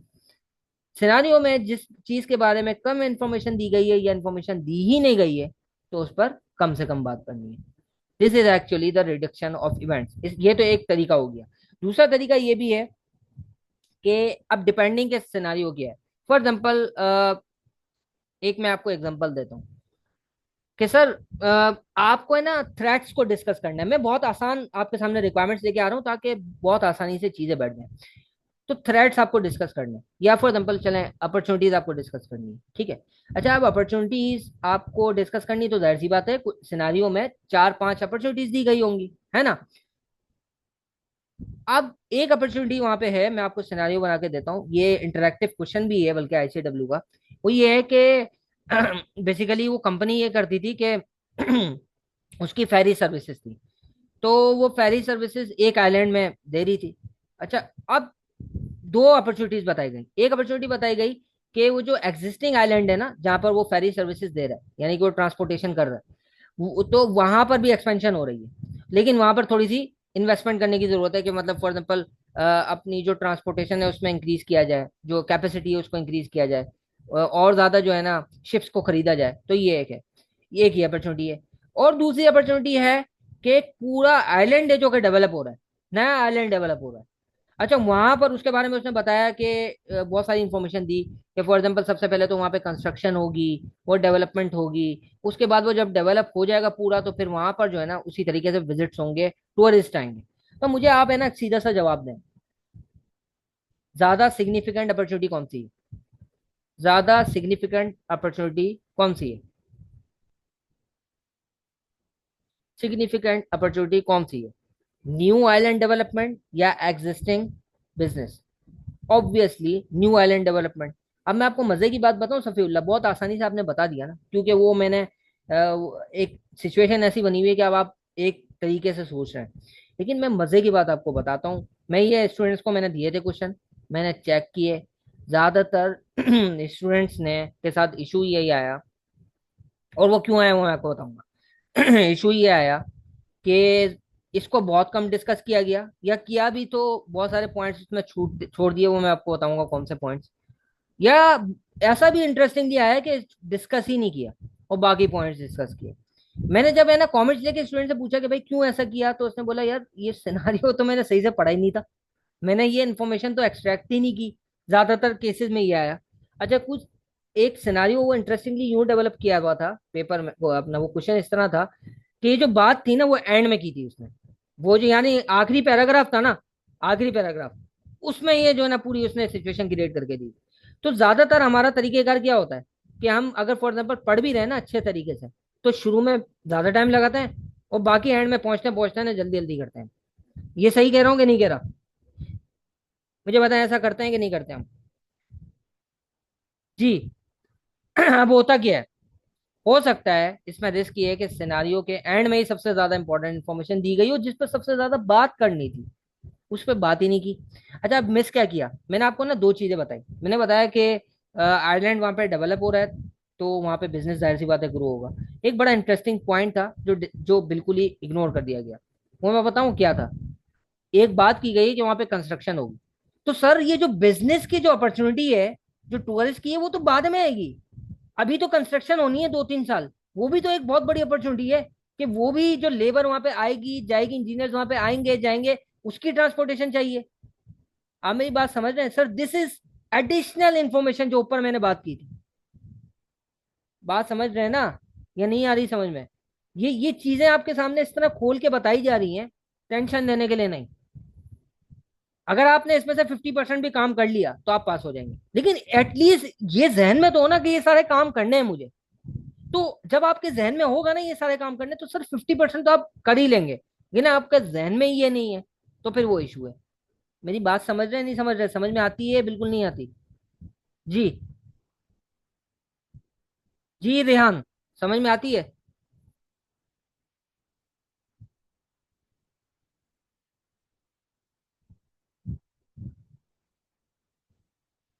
अच्छा, मैं इसमें ना, वैसे तो मैं काफी टाइम से वर्कशॉप्स भी ले रहा हूँ और मेरे ख्याल में बताता भी रहा हूँ। लेकिन ना मसला पता है क्या होता है, मैं आपको बताऊं, मसला ये होता है कि मैं एक छोटी सी बात कर दूं, कि मोटिवेशन स्पीकर्स के साथ ना मुझे बहुत इश्यूज हैं। वो उसकी बहुत सारी वजूहत हैं, लेकिन उसमें से एक मसला ये भी है कि हाँ, वो जो मोटिवेशन स्पीकर्स है ना, वो आपको बातें बहुत सारी करते हैं, बताते बहुत कुछ है, वो बड़े मतलब सिंसेयर भी हैं उनमें, ऐसी बात नहीं है। लेकिन हम क्या करते हैं, हम वो उस चीज को ना प्रैक्टिकली करते नहीं। आप बात समझ रहे हैं रेहान? वो प्रैक्टिक मतलब बहुत सारी बातें बताई गई और प्रैक्टिकली नहीं की। अच्छा, अब उससे ना बड़ा जबरदस्त एक इम्पैक्ट आएगा, बहुत जबरदस्त इम्पैक्ट आएगा। पता है क्या आएगा? एक तो है ना, आप जब इसको प्रैक्टिकली नहीं करेंगे तो जाहिर सी बात है ऑब्जेक्टिव अचीव नहीं होगा, जो बात की गई वो बात सिर्फ बात रह जाएगी। एक और खतरनाक इम्पैक्ट आएगा, वो पता है क्या होगा? आप बोलेंगे यार ये तो सिर्फ बातें हैं, ये तो किताबी बातें हैं, ये इससे कुछ भी नहीं होता। तो इसका मतलब टू फॉल्ड इम्पैक्ट आया आपके वो काम ना करने की वजह से। तो फिर आप बदजन हो जाते हैं, आप फिर बोलते हैं यार करना ही नहीं है मुझे, मुझे करना ही नहीं है। This is negative attitude. बिल्कुल जबरदस्त बात की कि आपके जहन में एक नेगेटिव रिइंफोर्समेंट आ जाएगी और फिर वो आप बोलेंगे यार करना ही नहीं है। हम अपने साथ ये जो MSc 2 का पेपर की अगर मैं बात करूं, तो अगर हम नहीं करेंगे ना, ठीक है। अच्छा, अब मैं आपको एक और इंटरेस्टिंग बात बता देता हूँ, और मैं इसके ऊपर बल्कि एक जो है ना वीडियो भी शेयर करूंगा, और वो काफी बहुत ही ज्यादा इंपॉर्टेंट बात है। एक सवाल है ना वो मेरे जहन में आता है, सारे स्टूडेंट्स के जहन में आता है, और बड़ा नेचुरल सवाल है। अच्छा, इसके बाद जो है ना हम क्वेश्चन अटेम्प्ट करेंगे, ये वाली जो बात है। बल्कि एक काम करते हैं, पहले क्वेश्चन अटेम्प्ट कर लेते हैं, उसके बाद वो बात करते हैं, ठीक है? तो ये जहन में रखिएगा, बड़ी इंपॉर्टेंट बात है एंड में जो मैं करने जा रहा हूँ, बहुत इंपॉर्टेंट बात है। अच्छा, इसके बाद ये हिडन एग्जाम रिक्वायरमेंट्स हैं, इसको भी जरा इंटरेस्टिंगली हम देखेंगे। ये भी कल करेंगे। अब हम आ जाते हैं क्वेश्चन पर। फिर ये क्वेश्चन है आपके सामने। एक काम करें, मैं नमाज मेरी निकल ली है, तो नमाज में पढ़ के आ रहा हूँ, आप है ना इसको जरा पढ़ना शुरू करें। सही है। अच्छा, ये पूरा असल में मसला ये है कि आपके पास, आपको पूरा क्वेश्चन नहीं दिखेगा, लेकिन जितना पढ़ सकें, बस मैं 5 मिनट में आ रहा हूँ, ठीक है? ये आप पढ़ें। और इसकी रिक्वायरमेंट क्या है?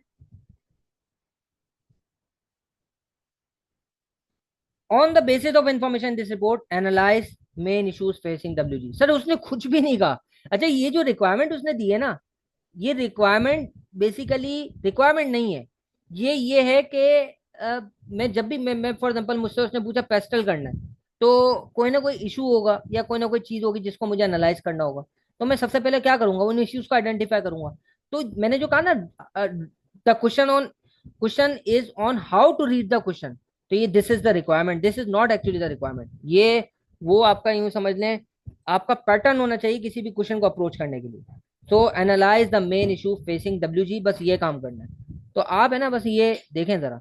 और मैं ना एक इंटरेस्टिंग चीज इसमें आपके सामने आएगी, और पहले है ना आप पढ़ें, और मैं आप लोगों के साथ इनपुट भी लूंगा, ठीक है?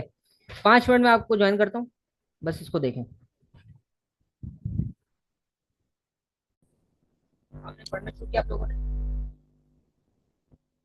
कुछ कुछ पढ़ा या नहीं पढ़ा? बिल्कुल भी नहीं पढ़ा?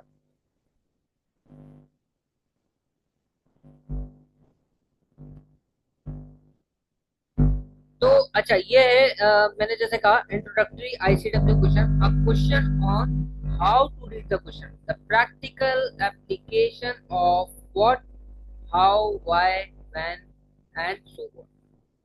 तो अब देखते हैं जरा। अच्छा, अब पहले हम कर लेते हैं ना, मैं फिर कुछ बातें भी करें। आवाज थोड़ी क्लियर नहीं, अब क्लियर है? अब क्लियर है? आवाज थोड़ी क्लियर। अच्छा,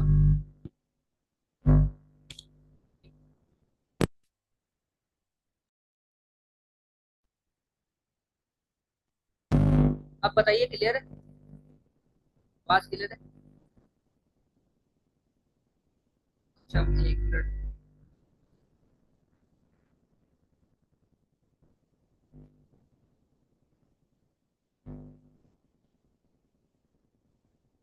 1 मिनट में करता हूँ, 1 मिनट में जरा करता हूँ।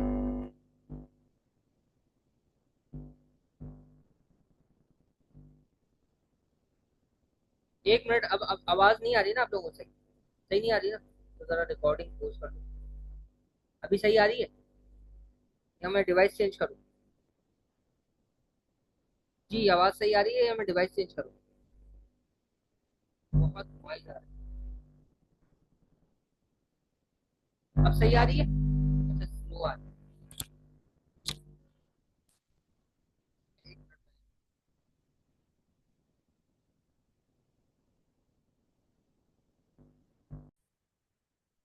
तो ये था तो इंट्रोडक्शन, हाँ। तो यहाँ पर बेसिकली अब हमें जो काम करना है ना, वो सिर्फ और सिर्फ ये करना है कि क्वेश्चन में से इश्यूज निकालना, ठीक है ना? और जरा आप सब मिलकर मेरे साथ पढ़िएगा। W G, WG was performed. WG was formed 4 years ago. 4 साल पहले बनी थी. Following the merger of two large pharmaceutical companies. अच्छा, ये एक बैकग्राउंड इंफॉर्मेशन है, और हमें ये पता चल गया ये फार्मा इंडस्ट्री, ठीक है जी? Prior to merger, the two companies had been competitors. एक दूसरे competitors थे. So they believed that by combining the four, the shareholder of each company would benefit from increased profits arising from rationalization of manufacturing facilities, distribution network, concentration of resources towards more focused research and development. अच्छा, बहरहाल इन्होंने कहा कि यार हमने इसलिए combine किया कि रैशनलाइजेशन होगी, कॉस्ट रिड्यूस होगी। जाहिर सी बात है, ये पहले दो डिपार्टमेंट से अलग अलग कंपनीज में काम कर रहे थे। अब वो एक ही डिपार्टमेंट थ्रू हम फॉर एग्जाम्पल, या रिसर्च एंड डेवलपमेंट फैसिलिटी वो एक ही होगी, जिसको हम ये दोनों कंपनीज मिलकर यूज करेंगे। With operating outlets Europe, Asia, US and Africa, WGU regards itself as a global company. ये global company. It employs approximately 50,000 people worldwide and has developed a varied portfolio of products. Its profit before tax last year increased by 20% and represented approximately 35% of revenue. 20% से increase हुआ है as compared to last year and represented approximately 35% of revenue, जो कि total revenue यानी कि जो भी profit है वो टोटल अर्निंग का 35%। The company declared that it's earning and dividend per share in the same period increase by 15%। Earning भी इंक्रीज हुई है इनकी, सही है। और डिविडेंड भी इंक्रीज हुए जो कि 15%। All manufacturers of the pharmaceutical product claim that their pricing policy needs to be set at a level to achieve high profitability in order to attract funds from the investors. They argue that this is necessary to meet high research and development R&D commitments. And in recent years, WGPLC and other pharmaceutical manufacturers have encountered public and governmental challenges to their high level of profitability. अच्छा, इसने issues अभी तक हमें यानी कि काय के identify करें। मुझे बताएं, अभी तक कोई इशू आपको नजर आया? कोई ऐसा इशू जो नजर आया हो? जी,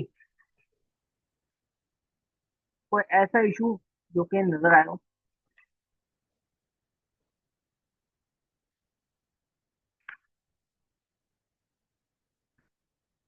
गवर्नमेंट जो है बेसिकली, हाँ, गवर्नमेंट जो है प्रेशर है गवर्नमेंट की तरफ से टू रिड्यूस द प्राइस, बिल्कुल ये एक इशू है। WGPLC encounters strong competition from other world class pharmaceutical manufacturers, but there are few in number. High research and development costs present a major obstacle to the potential competitors tempted to enter the industry. अच्छा, अगर मैं सबसे पहले तो मुझे ये बताएं, अगर मैं एक काम करते हैं ना एक एक करके, तो इंडस्ट्री की हेडिंग अगर मैं बनाऊं, यानी कि इंडस्ट्री कैरेक्टरिस्टिक, तो वहां पर मुझे एक पॉइंट कुछ प्लॉट करना है। तो मुझे बताएं क्या क्या पॉइंट अब तक मैं प्लॉट कर सकता हूँ इंडस्ट्री में, इंडस्ट्री की हेडिंग में। जी, बताएं, इंडस्ट्री की हेडिंग में कौन कौन से पॉइंट प्लॉट कर सकते हैं, या इंडस्ट्री की कोई इन्फॉर्मेशन दी भी गई है कि नहीं? सर, एक तो बैरियर टू एंट्री, बिल्कुल। High research and development cost, बिल्कुल। रिसर्च, इसके अलावा फार्मास्यूटिकल इंडस्ट्री है, ठीक है, तो ये इंडस्ट्री की कुछ इन्फॉर्मेशन है। अच्छा, कुछ मैं फॉर एग्जाम्पल प्रिडिक्टिव एनालिसिस कर लूँ तो यहाँ पर पैटर्न्स वगैरह भी आएंगे, जो कि ऑब्वियसली अभी तक इन्फॉर्मेशन नहीं दी गई है, लेकिन मैं एक्सपेक्ट करता हूँ, क्योंकि फार्मास्यूटिकल इंडस्ट्री मुझे पता है यहाँ पर पेटेंटेड प्रोडक्ट्स होंगे, तो पेटेंट्स भी आएंगे, ठीक है। तो ये इंडस्ट्री कुछ कैरेक्टरिस्टिक्स है जो मैंने बताया। आगे चलते हैं, मिशन एंड ऑब्जेक्टिव। WCPLC, अच्छा, स्ट्रॉन्ग कंपटीशन है, ये भी आपने बिल्कुल सही बताया। इंडस्ट्री के अगर कैरेक्टरिस्टिक्स में बात करूं, अ, एक और बात बड़ी इंपॉर्टेंट है कि competitors are few in number, तो राइवलरी अमंग कॉम्पिटिटर्स ज्यादा होगी, है ना। इंडस्ट्री कैरेक्टरिस्टिक में अगर मैं बात करूं, तो rivalry among competitors, few number of competitors हैं, जो कि अगर मैं फोर्सेस 5 फोर्सेस मॉडल से लूं, तो यहाँ तक अगर मैं देखूं, तो एक तो पॉलिटिकल मुझे इंफॉर्मेशन मिली है, गवर्नमेंट वाली, सही है। इकोनॉमिकल या सोशल कोई नहीं मिली, टेक्नोलॉजिकल अभी तक कोई नहीं मिली, लीगल नहीं मिली। और कौन सी इंफॉर्मेशन मिली है? और कौन सी इंफॉर्मेशन मिली है कि high research and development cost, ठीक है। और पोर्टल टास्क फोर्सेस में अगर मैं बात करूं, तो क्या मुझे बार्गेनिंग पावर ऑफ कस्टमर बताया, क्या बार्गेनिंग पावर ऑफ सप्लायर बताया, राइवलरी एमंग कॉम्पिटिटर्स की बात की गई, ठीक है, ठीक है। स्ट्रिक्ट रेगुलेशन, सफीउल्लाह, कोई बात नहीं की गई इस तरह की। मैंने वही बात की ना कि देखो, अगर कोई इंफॉर्मेशन नहीं है तो उसको इतना ज्यादा फोकस नहीं करना, ठीक है। ध्यान शायद बिल्कुल सही बात है, barrier to entry, research and development वाली बात है, ठीक है। अच्छा, आगे चलते हैं, mission and objective. Directors of WGPLC have defined their overall corporate mission as being to combat disease by developing innovative medicines and services and providing them to healthcare organizations for treatment of patients worldwide। ये एक इनका mission है कि इनको diseases के साथ combat करना है, ओवरऑल इनका मिशन है। और इसमें उन्होंने कहा कि भाई इनोवेटिव मेडिसिन आएंगी और सर्विसेज आएंगी। अच्छा, इनका ऑब्जेक्टिव है, उस हिसाब से देखें, एक तो एक देखें, एक बात बड़ी इंपॉर्टेंट है। एक हो गई नॉर्मल फार्मास्यूटिकल कंपनी, अभी देखें ये एडिशनल इन्फॉर्मेशन है जिसकी बात कर रहा था ना। एक है नॉर्मल फार्मास्यूटिकल कंपनी जिसके बारे में कोई ऐसी बात नहीं की गई, एक है इनोवेटिव फार्मास्यूटिकल कंपनी, यानी कि ऐसी कंपनी जो कि जिसका मिशन ये कि इनोवेटिव मेडिसिन पर इसको काम करना है। तो मुझे बताएं, मुझे खुद बताएं कि नॉर्मल कंपनी, फार्मास्यूटिकल कंपनी, और इस कंपनी में दोनों के मुकाबले में रिसर्च एंड डेवलपमेंट की कॉस्ट किसकी ज्यादा होनी चाहिए, या किसका बहुत ज्यादा फोकस होना चाहिए? जाहिर सी बात है इसका, क्योंकि ये इसको ना सिर्फ मेडिसिन लानी है, ना सिर्फ पेटेंट्स का मसला है, बल्कि इनोवेटिव लानी है। तो R&D कॉस्ट हाई है। अच्छा ये देखें, एक एक मैं चीज कहता हूँ जिसको, वो होता है प्रिडिक्टिव एनालिसिस। प्रिडिक्टिव एनालिसिस दो वजह से जरूर, एक तो है ना, आप जब कोई चीज एक्सपेक्ट करते हैं और वही आपको बाद में इंफॉर्मेशन भी मिल जाती है तो उसको इंटरप्रेट करना आसान होता है। दूसरा प्रिडिक्टिव एनालिसिस इसलिए भी जरूरी है कि आप इंटरेक्ट करें सिनारियो के साथ। ठीक है, अरे ये सारे काम आज में करेंगे हम, और कल ये देखेंगे कि इसको स्टडी अप्रोच में कैसे लाएं। क्या करना है स्टडी अप्रोच में कि ये सारे काम हम करने लग जाए पेपर में भी और अपनी अभी से भी। ठीक है, तो वो सारी आपको बात बताई जाएगी। अभी जो है ना, सिर्फ और सिर्फ हम बात करें, जी जी बिल्कुल, मगरिब की नमाज का टाइम है। जरा सिर्फ 2-3 मिनट, फिर तो हम मगरिब की नमाज पढ़ते हैं और फिर दोबारा से इसको जरा देखते हैं। तो director has confirm their main objective to sustain. अच्छा दूसरा, जाहिर सी बात है, प्रॉफिट भी चाहिए while achieving the company's overall mission.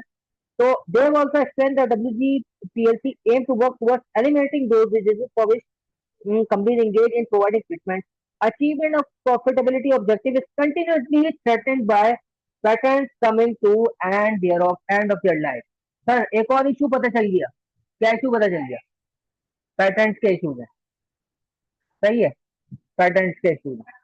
So patent gives their sole right to make use and sell a new product for a limited period. इसके बाद आ जाते हैं जरा प्रोडक्ट डेवलपमेंट पे। A large proportion of companies' turnover in recent years has been derived from one particular drug. The patent for their drug expires next year and is expected that says at that time will represent no more than 10% of total revenue. अभी company के revenue का heavy dependence एक product के ऊपर है जिसका patent अगले साल एक्सपायर होने जा रहा है, और अभी तो शायद 50-60% ऑफ रेवेन्यू उसी से कमाया जा रहा है। अगले सालों में, आने वाले सालों में उसका जब पैटर्न एक्सपायर हो जाएगा तो वो रेवेन्यू का सिर्फ और सिर्फ 10% रह जाएगा। सिर्फ और सिर्फ 10% रह जाएगा। अच्छा एक एक आपसे सवाल है, फिर नमाज पढ़ने जाते हैं इस सोच के साथ। मतलब नमाज नमाज तो वैसी बात है वो नहीं, लेकिन अभी एक एक सोच को अपने जहन में रखें। और वो क्या है? आपको लिंक बनता हुआ नजर आ रहा है किसी चीज का? किसी चीज से किसी चीज का लिंक बनता हुआ नजर आ रहा है? जी जी जल्दी से बताएं। अब मैं ना एक मजे की बात बताऊंगा। अच्छा मुझे बताएं, चले चले ये बताएं, इस पैराग्राफ में कोई इशू है प्रोडक्ट डेवलपमेंट? कोई इशू नजर आ रहा है?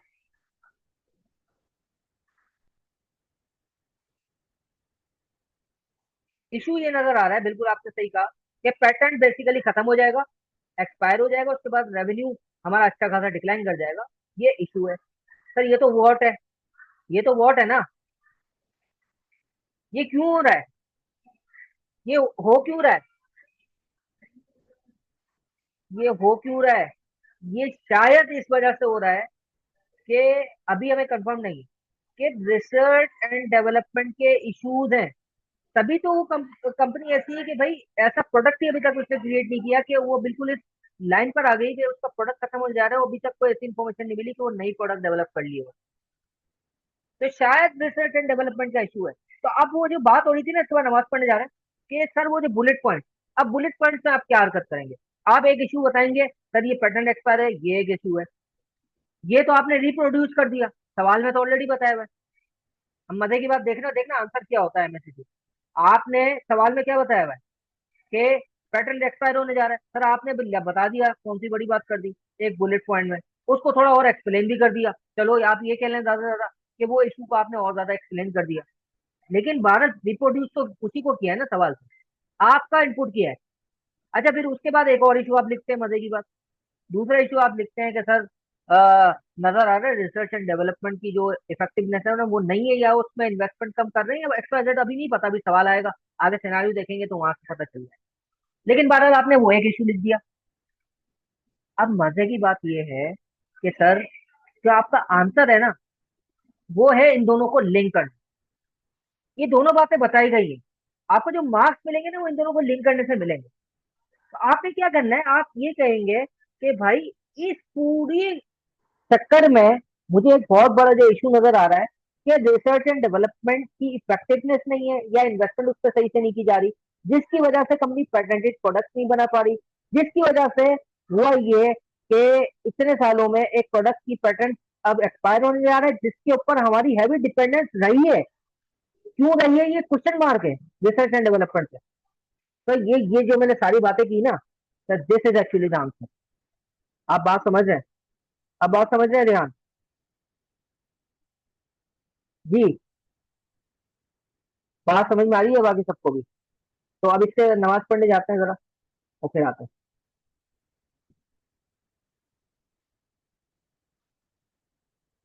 5 मिनट में मैं ज्वाइन कर लूंगा दोबारा, ठीक है, क्योंकि इसको अब क्लोज करना है आधे घंटे में। जी आवाज आ रही है ना? कंफर्म कर दें मुझे। ठीक है।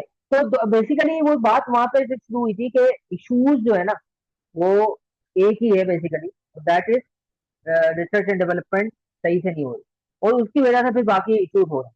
तो उसमें व्हाट भी आ गया, हाउ भी आ गया, व्हेन भी आ गया। ठीक है। अच्छा, अब प्रोडक्ट डेवलपमेंट के बाद आगे बढ़ते हैं। 4 years ago the sale of this drug produced almost the complete 4 years ago the sale of this drug produced almost half the company's entire revenue, मतलब 50% तक dependency. A new product PopStop has now completed its cycle development phase। अच्छा ये समझ positive news आ गई। And is being marketing to pharmaceutical stores throughout the world by WGPL। It is in competition with the similar drug Fatfill produced and marketed by a direct competitor of WGPL। एक और drug है जो इसका competitor है, Fatfill। Medical research and opinion has concluded that PopStop is generally more effective than Fatfill। यानी कि ये भी एक पॉजिटिव न्यूज है कि कॉस्ट ऑफ जो हमारी प्रोडक्ट है वो ज्यादा इफेक्टिव है as compare to the competitors, ये रिसर्च की। वो drugs are available over the counter from the pharmacies. The director of WGPLC are optimistic that Comstock will become very popular because of its improved effectiveness over other market products। ठीक है।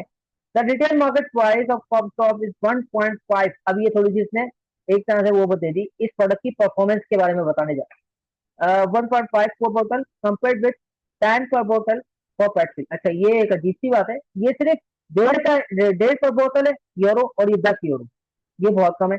How the recommended dosages of cost of is 6 times more than that of Pepsi. यानी कि अगर वैसे देखे ना, तो इसको भी 1.5 मल्टीप्लाई बाय 6 करना चाहिए, और आंसर इसका आएगा 9। ठीक है। तो तकरीबन तकरीबन ये, क्योंकि ये जो लेके जाएगा पूरी डोजेज ही लेके जाएगा ना, तो ये 6, फॉर एग्जाम्पल इसकी एक बॉटल की जरूरत है पेशेंट को, तो इसकी 6 बॉटल्स की जरूरत है। तो ये 9 बॉटल्स चाहिए, ये 9 बॉटल्स चाहिए, और ये एक बोतल, तो सॉरी 6 बोतलें चाहिए, यहाँ पे एक चाहिए। तो अगर इसकी प्राइस देखें मल्टीप्लाई बाय 6 करें 1.5 को, तो ये 9 बनता है, और ये जो है 10 है, तो ज्यादा फर्क नहीं है। हाउ द रिकमेंड चाहिए।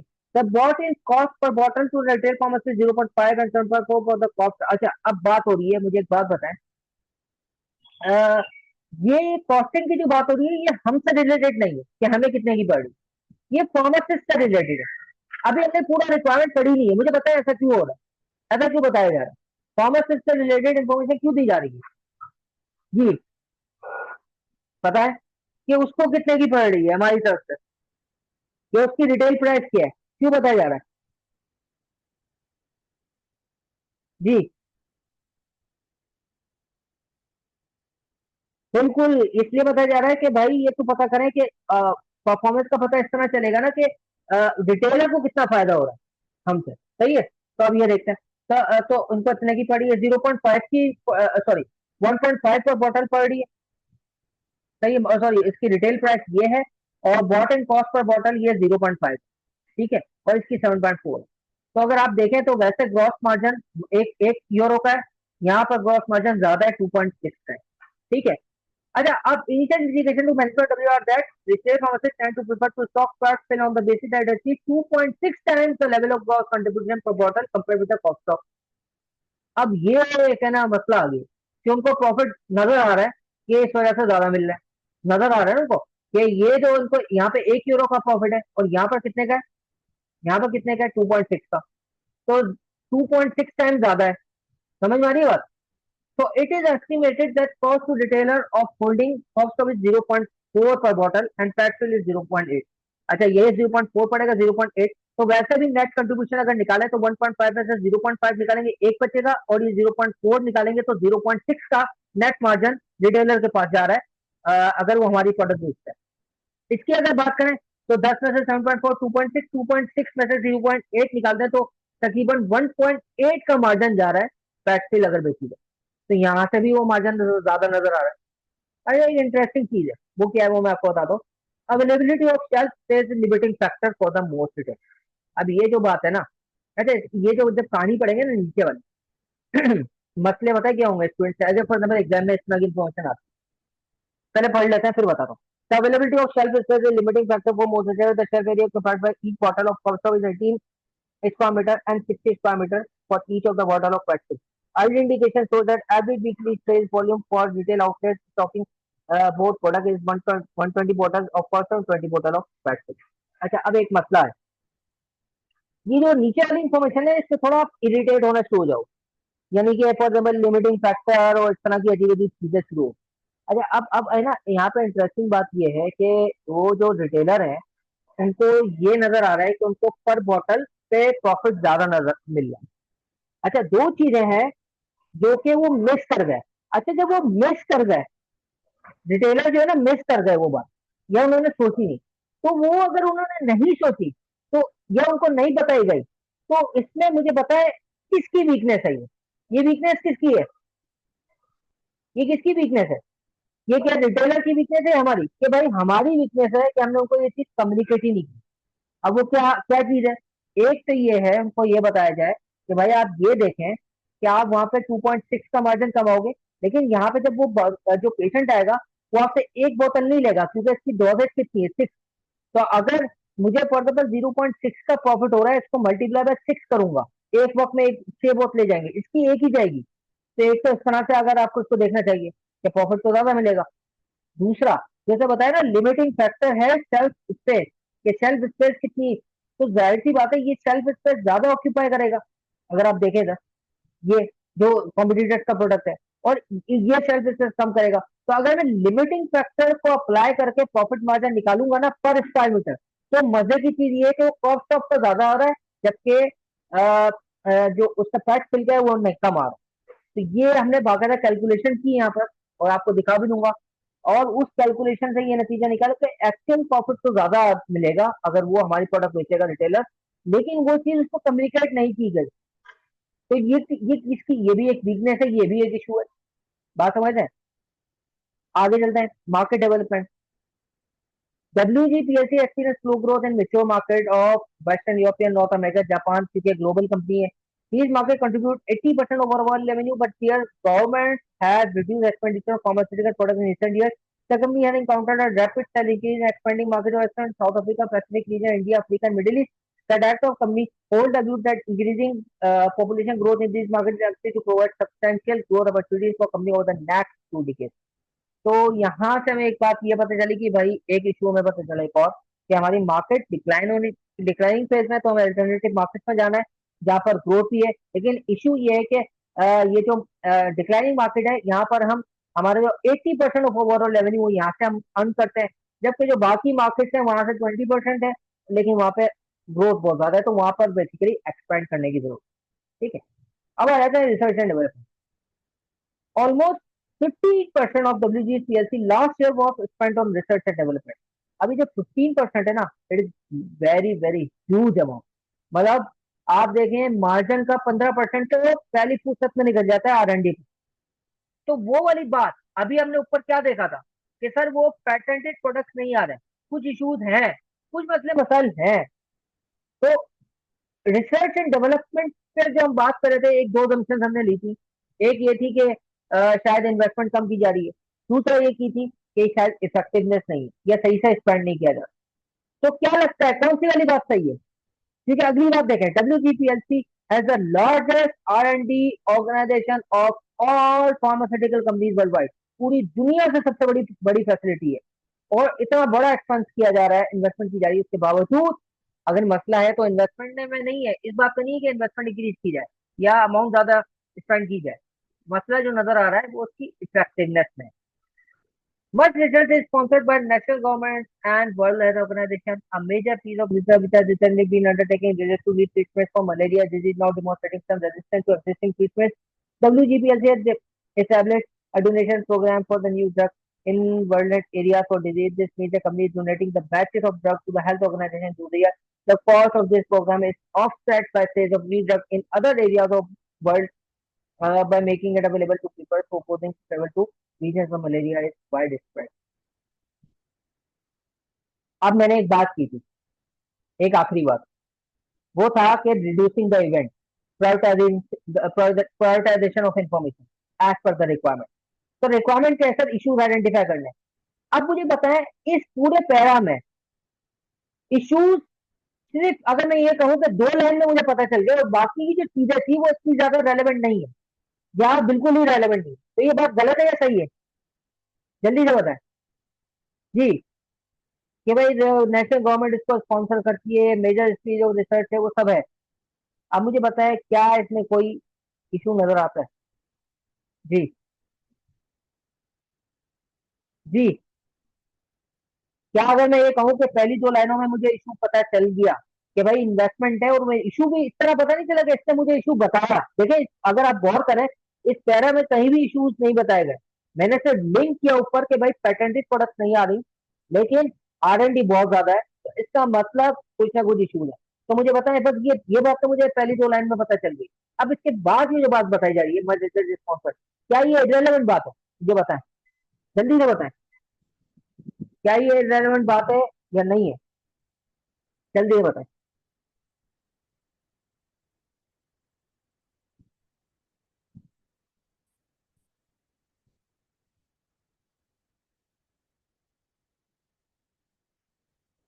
Pricing increase by management, bilateral increase resulting in reducing R&D component।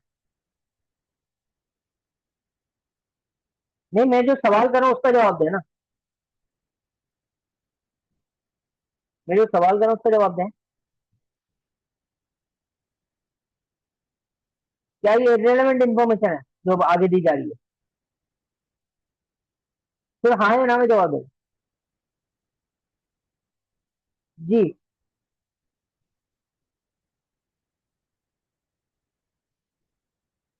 अच्छा, रेलेवेंट है, इंटरेस्टिंग। मुझे एक वर्ड में हिंट दे देंगे तभी लग के रेलेवेंट क्यों लग रही है? एक वर्ड बता दें कि ताकि ज्यादा ना लिखना पड़े। आप मत करें, रेलेवेंट नहीं है, रेलेवेंट नहीं है। जी सफीउल्लाह, मुझे बताएं रेलेवेंट कैसे है?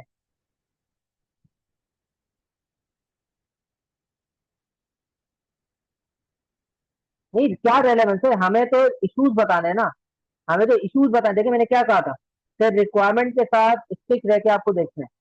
तो रिक्वायरमेंट तो इश्यूज है, तो क्या ये इश्यूज कोई बता रहा है? तो ये तो कोई इशू नहीं है, डोनेशन ऑफसेट बाय R&D, ये तो कोई इशू नहीं है। मतलब वो तो ये कह रहा है कि यार R&D के जो खर्चे होते हैं और मैं डोनेशन देता हूँ तो वो ऑफसेट हो जाता है, तो मतलब मिल के आ जाता है, कोई इशू नहीं है, कोई बड़ी बात नहीं है। ना रिसर्च एंड डेवलपमेंट कॉस्ट मुझे करनी पड़ी।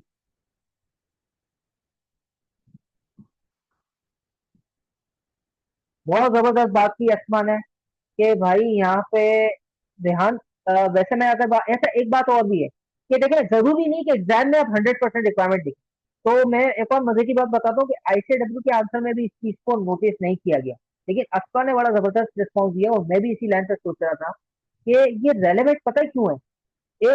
देखिए हमारा इशू क्या है कि रिसर्च एंड डेवलपमेंट कॉस्ट का इशू है, उसकी उसमें शायद उसकी इफेक्टिवनेस ज्यादा नहीं है, ये मसला हमें नजर आया। और तो इसमें ना एक मसला ये भी हो सकता है, obviously it is assumption based, लेकिन इस सिनेरियो को पूरा लिंक करने के लिए कि it can be an issue कि government is sponsoring and it means that government has a complete control over the project, over which R&D is being done.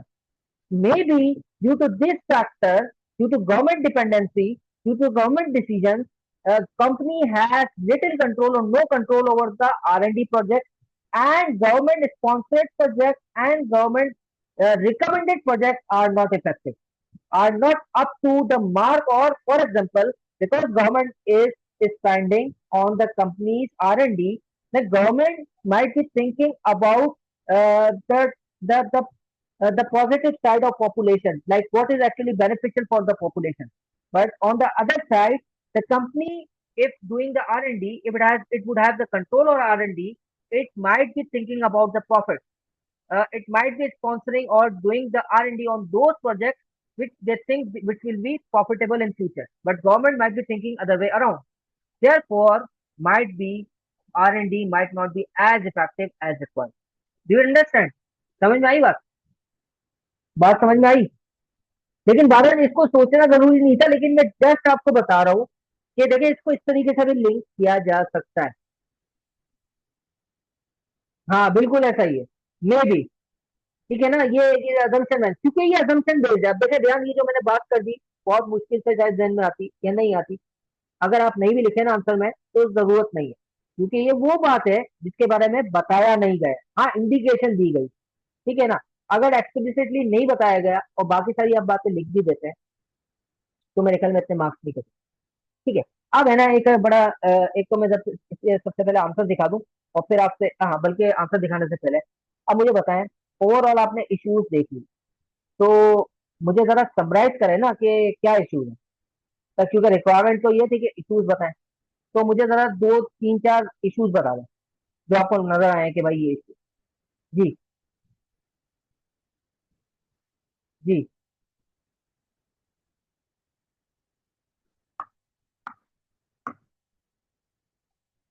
जी भाई।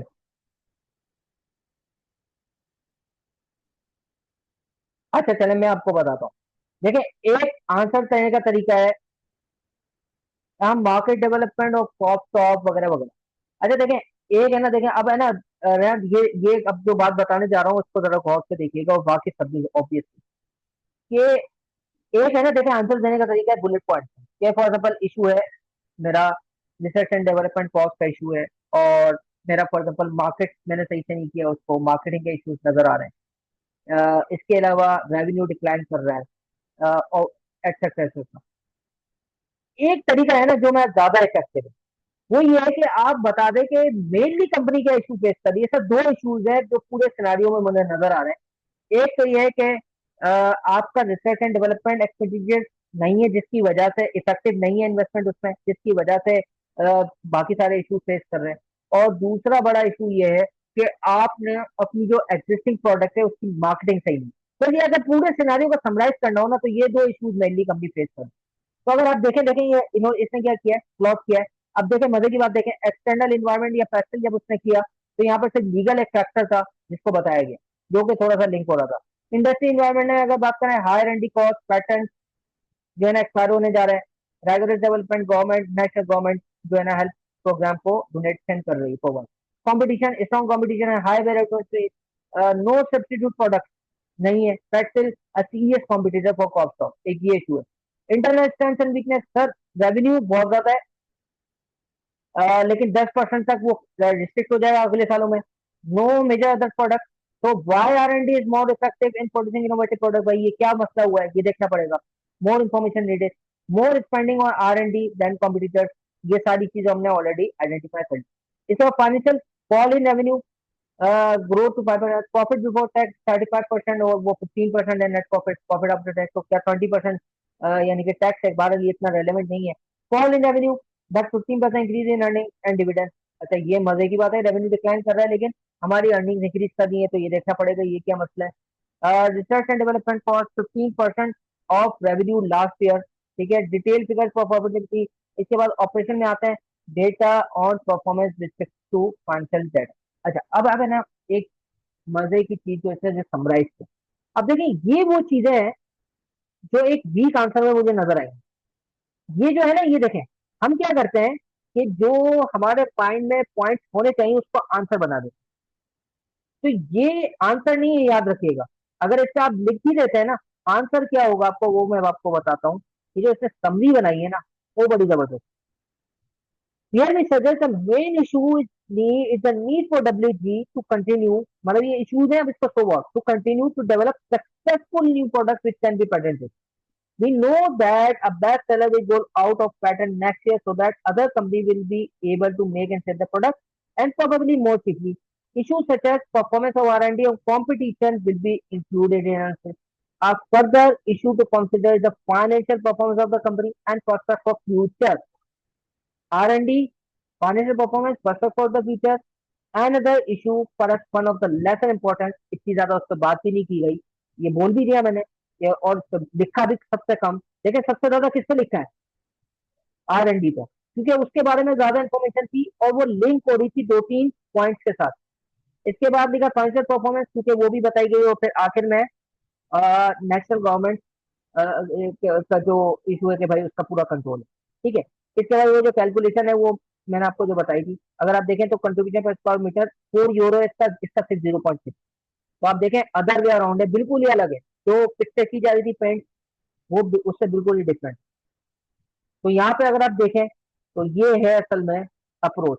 व्हाट क्या है इसमें, ये देखें व्हाट क्या है, concern about the future profitability, ये व्हाट है। क्योंकि इशू क्या है, मेन इशू क्या है, क्या एग्जिस्टिंग प्रॉफिटेबिलिटी में इशू है, नहीं, क्योंकि वो तो इंक्रीज हो रहा है। मेन इशू ये है कि भाई जो नजर आ रहा है अगले सालों में प्रॉफिटेबिलिटी प्रोस्पेक्ट कम हो रहा है, तो need for successful new product, that is what. Possible doubts about the future growth in revenue, earnings and dividend, and possible risk of government action to reduce the profit. This is actually what, how, sir ये क्यों हो रहा है, future profitability का issue क्यों आ रहा है, क्योंकि patent fix product running out of, यानी कि पेटेंट। ठीक है, अच्छा, और प्रॉफिटेबिलिटी पे क्यों क्यों इशू आ रहा है, because because we are having a problem with selling cost stock to retailer. सही है। इसके बाद अगर आप देखें possible doubt about the future growth, sir क्यों है, वही अगेन बात कि मैं ना एग्जिस्टिंग प्रोडक्ट को सेल कर पा रहा हूँ, मार्केट कर पा रहा हूँ, ना पेटेंटेड प्रोडक्ट है मेरे पास, अगले फीचर्स में नजर नहीं आ रही। इसके बाद गवर्नमेंट जो है वो स्पॉन्सर प्रोजेक्ट है, जो गवर्नमेंट का पूरा कंट्रोल है, ये शायद इस वजह से हो।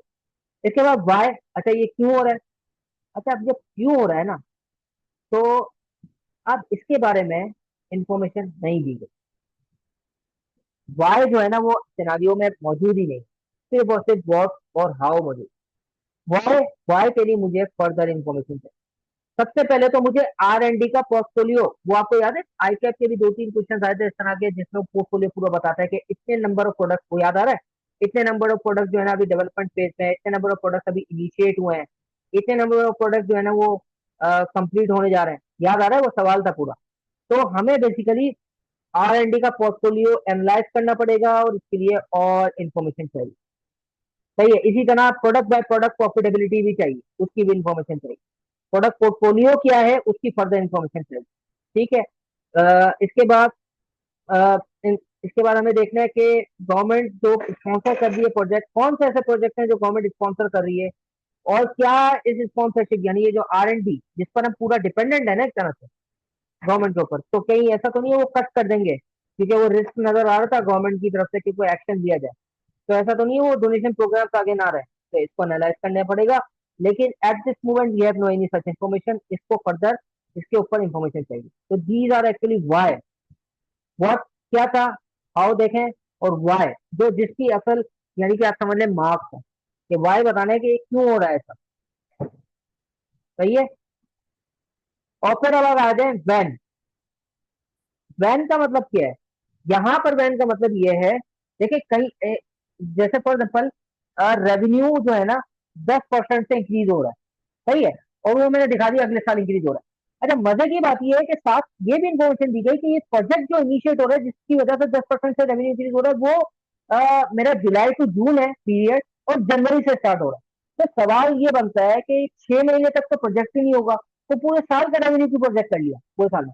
तो यहाँ पर बैन ये है, ये जो सुना सिनारियो मैंने आपको बताया। अब ये जो हम सिनारियो कर रहे हैं क्योंकि इशू आइडेंटिफाई करने, यहाँ पर बैन है कि ये जो इशू है ये कितना यानी कि इसकी कितनी गिरेविटी है, ये कितना सीरियस है, और इस पर कितना फास्ट एक्शन चाहिए, कितना स्लो एक्शन चाहिए। तो action to promote computer is urgent, especially if it may become a major product for the company, and assessment of future financial prospects and effectiveness R&D are also urgently required.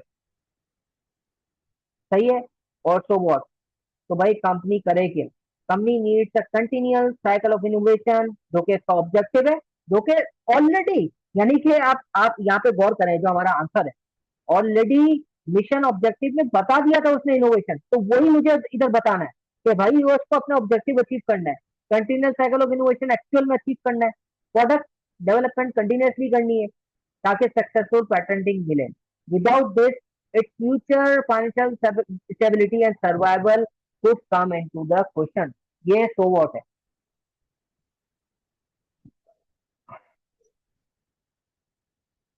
कितना, आप मुझे बताएं, simple question लग रहा था ना। Issues हमने identify कर लिए थे, उन इश्यूज को जब एनालाइज करने की बारी आई, खास तौर पर जब व्हाट तो बहुत आसान था, हाउ भी इतना मुश्किल नहीं था, वाई में जब बात आई तो वाई पे अब आ गई कनेक्टिविटी, सिनारियो पूरा कनेक्ट करना है कि भाई ये क्यों हो रहा है। अच्छा, यहाँ पर क्योंकि इंफॉर्मेशन नहीं थी, तो फिर हमने बता दिया कि भाई ये चाहिए। आर एन डी इफेक्टिव नजर नहीं आ रहा, ये हमने हाउ में आइडेंटिफाई किया, तो वाई में बताया कि भाई अब देखना पड़ेगा पोर्टफोलियो में कहाँ पे इशू। गवर्नमेंट के प्रोजेक्ट स्पॉन्सर्ड है, तो ऐसा तो नहीं है गवर्नमेंट फ्यूचर में अपना स्पॉन्सरशिप को कट कर दे या रिड्यूस कर दे, सही है, ये बिल्कुल ही एलिमिनेट कर दे, या गवर्नमेंट का कंट्रोल है तो वो इतनी इफेक्टिवनेस नहीं है जो हमने बात की। ये वाई था। सबसे ज्यादा जो छोटा और सबसे ज्यादा मार्क्स गेन करने वाला और टेक्निकल जो पॉइंट होता है वो स्टोवॉट होता है। और इसमें यानी कि आप देखें ना कि 3 लाइंस में उसने पूरा सिनारियो कवर भी कर लिया और बता भी दिया कि करना है। नजर आ रहा है, समझ में आ रहा है? जी। जी सर। ताहिर, रेहान, सानिया और बाकी जितने भी लोग हैं, अस्मा, आफाक, सैफुल्ला। जी। समझ में आती है बात? कोई सवाल पहले तो बताया। जी।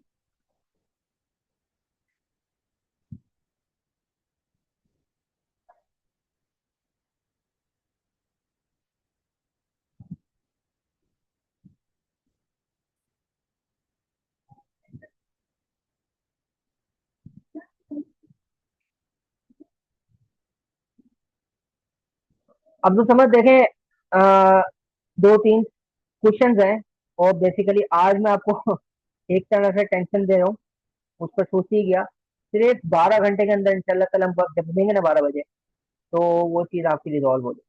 सबसे पहला सवाल मेरे ख्याल में ये आएगा जहन में, तो सर ये तो काफी स्ट्रक्चर्ड अप्रोच, ये तो काफी स्ट्रक्चर्ड अप्रोच है, अगर इस तरह से हम करने लगे, पहला सवाल पहला तो जहन में नहीं आया, तो मुश्किल लग रहा है, मतलब कैसे होगा। ऐसा तो शायद अभी मैं सेल्फ स्टडी में भी ना कर पाऊँ, तो पेपर तो बहुत दूर की बात।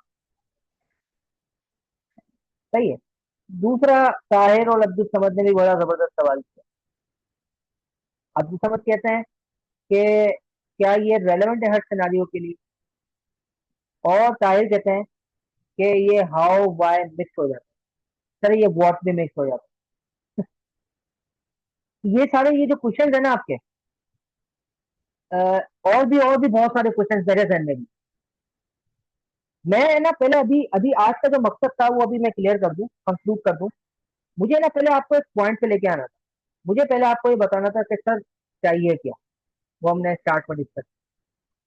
आइडियल सिचुएशन की है, वो मैंने बीच में डिस्कस, और उस आइडियल सिचुएशन को आइडियल अटेम्प्ट कैसे में कन्वर्ट कैसे करना है वो भी हमने ये अप्रोच में डिस्कस। अब ये तो हो गई सारी आइडियल चीजें ना, कि ये सारे काम हमें करने हैं। अब अगला सवाल, कैसे करना है? ठीक है, देखें, मैं एक तो बड़ा ऑब्वियस है ना कि मैं ये क्वेश्चन आपको करवा दिया, मुझे जल्दी से बताएं अच्छे तरीके से समझ में आया कि नहीं आया। सही से समझ में आ गया ना? है, जल्दी से बताएं, जल्दी से बताएं, अच्छे तरीके से समझ में आ गया ना? मैं आपको बताऊं कि मैं इस तरह के 10 और क्वेश्चन करवा लूं, और वर्कशॉप 2 दिन की नहीं 5 दिन की फॉलो पर रखूं, और बहुत सारे क्वेश्चन मैंने करवा लिए। जो क्लासेस भी हम लेते हैं ना, तो उसमें हमारा जो साथ क्लासेस लेते रहे, उनको ये बहुत ही जबरदस्त तरीके से आइडिया है कि हमारा फोकस जो है ना through out the session question पे नहीं, क्वेश्चन हम करवाते हैं बहुत सारे, तो मतलब वो 20-25 प्लस क्वेश्चन तो सिर्फ इंटरेक्टिव और सेल्फ टेस्ट होते हैं, उसके अलावा मतलब मैं प्रमोट नहीं कर रहा, मैं just बता रहा हूँ ताकि अप्रोच समझ में आए। क्वेश्चन करवाते हैं, ऐसा नहीं है कि मैं बिल्कुल इग्नोर कर, लेकिन वो बात है ना कि जहन में बैकएंड पे क्या है। बैकएंड में ये है मेरे कि यार मैं अगर आपको 10 क्वेश्चन करवा लूँ, उससे बेहतर ये है कि एक ही क्वेश्चन अच्छे तरीके से आपको समझ में आ जाए। एक क्वेश्चन करवाऊं लेकिन उसमें आपको ये समझ में आ जाए कि मुझे सेल्फ अभी जो 1 महीना है उसमें अप्लाई कैसे करेंगे। सही है ना। चाहे हमारे साथ आप क्लासेस ले रहे हैं या नहीं ले रहे, दोनों सूरतों में ये चीज आपको आगे कैसे लेके चलनी, अप्लाई कैसे करना। ठीक है ना। क्लास लेने से बस ये फायदा हो जाता है कि ऑब्वियसली वो मुसलसल एक काम हम करते हुए आ रहे हैं तो उसकी आदत हो जाती है, ये फायदा हो जाता है। अब भी आपके पास टाइम है, कोई मसले वाली बात नहीं है। तो अब मेरा जो मकसद था जिसको मैं कंक्लूड कर रहा हूँ कि अब आपके जहन में एक ये अब सवाल पहुंचा ये है कि सर ये तो हो गया सब कुछ, कि ये मैं ऐसे और क्वेश्चन करवा दूंगा इंशाल्लाह आपको और अच्छे तरीके से समझ में आए। तो मकसद ये है कि अ, किस तरीके से इसको अपनी यानी कि माइंड सेट का पार्ट बनाया जाए, जो ताकि पेपर तो आपको करना है, मुझे तो नहीं करना ना। सही है। मेरे पास ऐसे भी बहुत सारे स्टूडेंट्स आते हैं जो कहते हैं कि सर मैंने आईसीडब्ल्यू पूरा कर लिया, सर पास नहीं हुआ। तो मैंने उसको यही जवाब दिया कि आईसीडब्ल्यू आप क्या आप सीमा के भी कितने भी क्वेश्चन कर लें, अगर आप रॉन्ग अप्रोच के साथ चलेंगे तो सिर्फ पता क्या हो रहा है, सिर्फ और सिर्फ आप रट्टा मार रहे हैं। और वो एग्जाम में तो नया क्वेश्चन ही आना है ना। तो फिर जब आपके सामने नया क्वेश्चन आ गया तो आप तो वहीं पे खड़े हुए। तो अभी आपके जहन में जरूर आएगा और इसका जवाब इंशाल्लाह कल हम देंगे डिटेल में कि सर ये कैसे किया जाए, ये अप्लाई कैसे किया जाए। ये तो जबरदस्त सबको समझ में आ गई, क्या क्या हमें अचीव करना है समझ में आ गई। सही है। अब मैं जब कल शुरू करूंगा ना इंशाल्लाह, वो इस बात से होगा कि जो जितनी भी स्किल सेट बताइए इसका सोर्स क्या है, कहाँ कहाँ से कैसे अचीव किया जाए। फॉर एग्जाम्पल मुझे राइटिंग प्रैक्टिस करनी है, सर कहाँ से की जाए। फॉर एग्जाम्पल मुझे रीडिंग और स्कीमिंग करनी है, उसका क्या तरीके का। फॉर एग्जाम्पल मुझे सब्जेक्ट स्पेसिफिक नॉलेज लेनी है, तो उसको अब मैं इतने कम टाइम में कैसे कवर करूँ। समझ है। तो ये सारे सवाल आपको मिलेंगे और फिर कल एक और आएगा इसका क्वेश्चन भी करेंगे। ठीक है जी। तो अभी फिलहाल हम क्लोज करते हैं, इंशाल्लाह कल मिलते हैं। Thank you so much. Allah Hafiz.